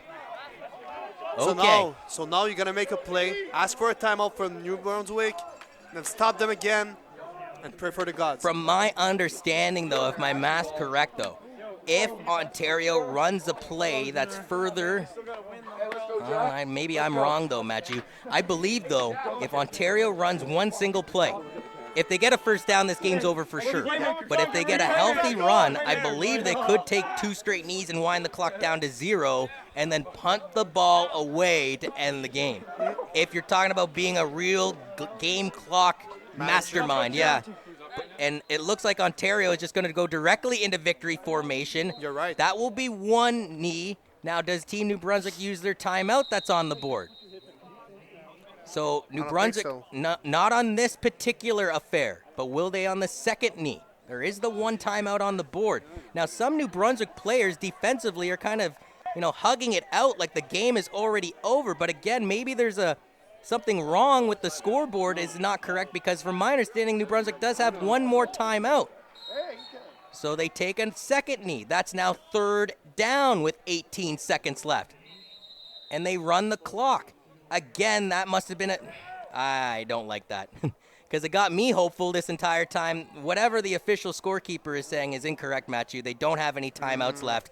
I thought they did, Yeah, which I me thought too, this me door too. of opportunity was open, and instead, the 23-point comeback from Team New Brunswick falls short by 2 points. And what I believe is an instant classic here in the U16 Eastern Challenge Circuit, 33-31, Team Ontario prevails at the end of the day. And if you're Team New Brunswick, hold your heads up high, you Maritime boys. You put on a hell of a show today. Yeah, they gave Ontario a run for their money. It was a very good game. I mean, the best game so far in the tournament. Oh, not from just the U16s, but the U18s too. The whole tournament here at Queens at the Richardson Stadium. What a game. At 33-10, we all thought this game was over, but far from over was it. Well, I used that Drake lyric. It's over. It's over. It's far from over. It is. And it came down to the wire. And again, on the 2-point convert, they tried to hit Turner Ryan in the end zone, only for it to be picked off for a third straight time from Ryan Karpik. In fact, you're seeing Karpik get in that lineup right there and taking handshakes. It's the greatest line in all of sports, folks. It's centered right at midfield. I mean, Matthew, I literally am lost for words for how to describe how incredible of an entertaining football game this was for the faithful that joined us here at Richardson Stadium in Kingston, or for the potentially millions around the world that joined us on YouTube. And you know what? If you didn't watch this live, this is one you're going to want to watch back on the archive, folks, because this was a classic football game. Oh, yeah, it was. And I got a question for you. Who do you have as MVP of the game for both sides of the ball for both teams? Well, again, Ethan Dobie did all the damage early for Team Ontario with multiple touchdowns, 3 if not 4, I believe. I think he's an easy scratch for the offensive player of the game for Ontario. The guy that essentially ended the game for Team New Brunswick in a redder uniform. I know that's a bad wording of it, but Ryan Karpik. Oh, yeah. I mean, he picked up 3 interceptions. The defensive back, the 6-footer, that's got to be your defensive player of the game. And then offensively for New Brunswick, I mean, their quarterback in Spencer Jodry really wheeled them back into this game. But incredible plays from not only Blizzard, but as well as Henry Mason, I think, was the guiding foundation to bring them back into this game. And then defensively, DJ Ryan did a lot of damage early, but I think you mentioned it on that late run from Team Ontario. He needed to make one more big hit. And obviously in a 2-point contest, you could look back on every single play of this game and go, well, what if you done that here? What if you did this? But you can't live in a world of coulda, shoulda, wouldas. At the end of the day, Team Ontario advances to face Team Quebec for the U16 Eastern Challenge Cup this Friday. And I think both teams are gonna take lessons from the game while we see the MVP. So New Brunswick's MVP goes out there first, and offensively they are going to give it to Henry Mason. Yeah, what a player. Hard-nosed running back who's coming from the city of Fredericton in New Brunswick. What a game by him. He had a bulldozer mentality, especially in this second half, saying, you know what, my team's down. They need me to get yards. And he literally willed the ball in his possession up the field. As we get the defensive player of the game for Team New Brunswick. And going out to midfield to shake the hand, I believe, is Hayden Rowe, actually. So they gave it to the linebacker, Hayden Rowe. And good on the gentleman there as he gets an opportunity to come away from this game with a little bit of hardware there in his hands from the Ontario football president. Yeah, underviewed player, especially with DJ Ryan, whose last year buddy was just as effective, and he totally earns his defensive player of the game. And then these ones, we don't think there's many questions around these ones. As far as the offensive player of the game is concerned for Team Ontario, I think... Yeah. Todd Gurley's, Ethan Dolby was a lockdown MVP of the game for the offense. And I think he was a lockdown from the second quarter onward. Like, he established his name on that trophy early and often, and he raises his St. Joseph's Rams helmet above his head. He truly was a ram of a rusher today as he went up and down the field for Team Ontario, multiple touchdowns. He set the pace, he poured the foundation, and laid the grid work for the 2-point victory here on your Tuesday evening. Yeah, definitely going to watch this guy in the final. Team Quebec better do a lot of tape concerning their running plays, which has been their bread and butter today. And then the defensive player of the game for Team Ontario, again, a guy had 3 interceptions, folks. I don't think you could get any better than that. And Ryan Karpik is going to get the defensive player of the game. Yeah, once again, very important. And he did the biggest play of the day on that 5-yard conversion, 2-point conversion, did I say? Well, on the last play of think the about game. it. Before we even got to that point, he essentially had saved his team because he grabbed 2 interceptions in what was a 2-point contest as the team was coming back. So you give New Brunswick a couple more hacks at the offensive drive. Who knows what they could have done? Put up at least a field goal. Yeah. Maybe they would have missed with a rouge, and they would have been within 1 point. We don't know. And then you talk about it. The play of the game is that interception when they try to get the 2-point convert to Turner Ryan. I mean, how do you summarize this game? My, oh my, I could talk about it until 9 a.m. tomorrow where there will be our next game. But a lot of courage from New Brunswick. You know, they really played for 60 minutes. That was one of their keys of the game. Sadly, it wasn't enough. While we see the touchdown of Dolby, who's been this player of the game. But at 31-10, we all thought it was over, but no, it wasn't. They knew what they were doing. And every player can keep their head high. Especially Henry Mason, the offensive player of the game for Team New Brunswick, as you see him just literally bulldoze his way into the end zone. And then late, down by 23, making it down by 15, making it down by 2. They get back into the 2-point convert here. New Brunswick just turned into a different animal in this fourth quarter. And as a result, they made this an instant classic, including this one where they went down the field to Blizzard, and then the yards after catch, 27 yards from where he caught the ball, wide open to pay dirt. Oh, my word. Just what a classic football game from Kingston, Ontario. And I'm going to say this again, diversity, diversity, diversity. Once they started to bring the passing game and the running game together, that's when they were the most effective. So in their next game against Nova Scotia, they're going to make them pay on both assets of the offense. And for Team Ontario, you could pretty much say the same thing. They probably need more diversity when they go up against Team Quebec, that 141-0 over Team Nova Scotia earlier today. Because let's face it, Ethan Dobie is dynamite, and he dominates. But is he going to dominate a team like Quebec, who's already the defending champions? Especially their defensive line. They've been crushing today, the Nova Scotian offensive line.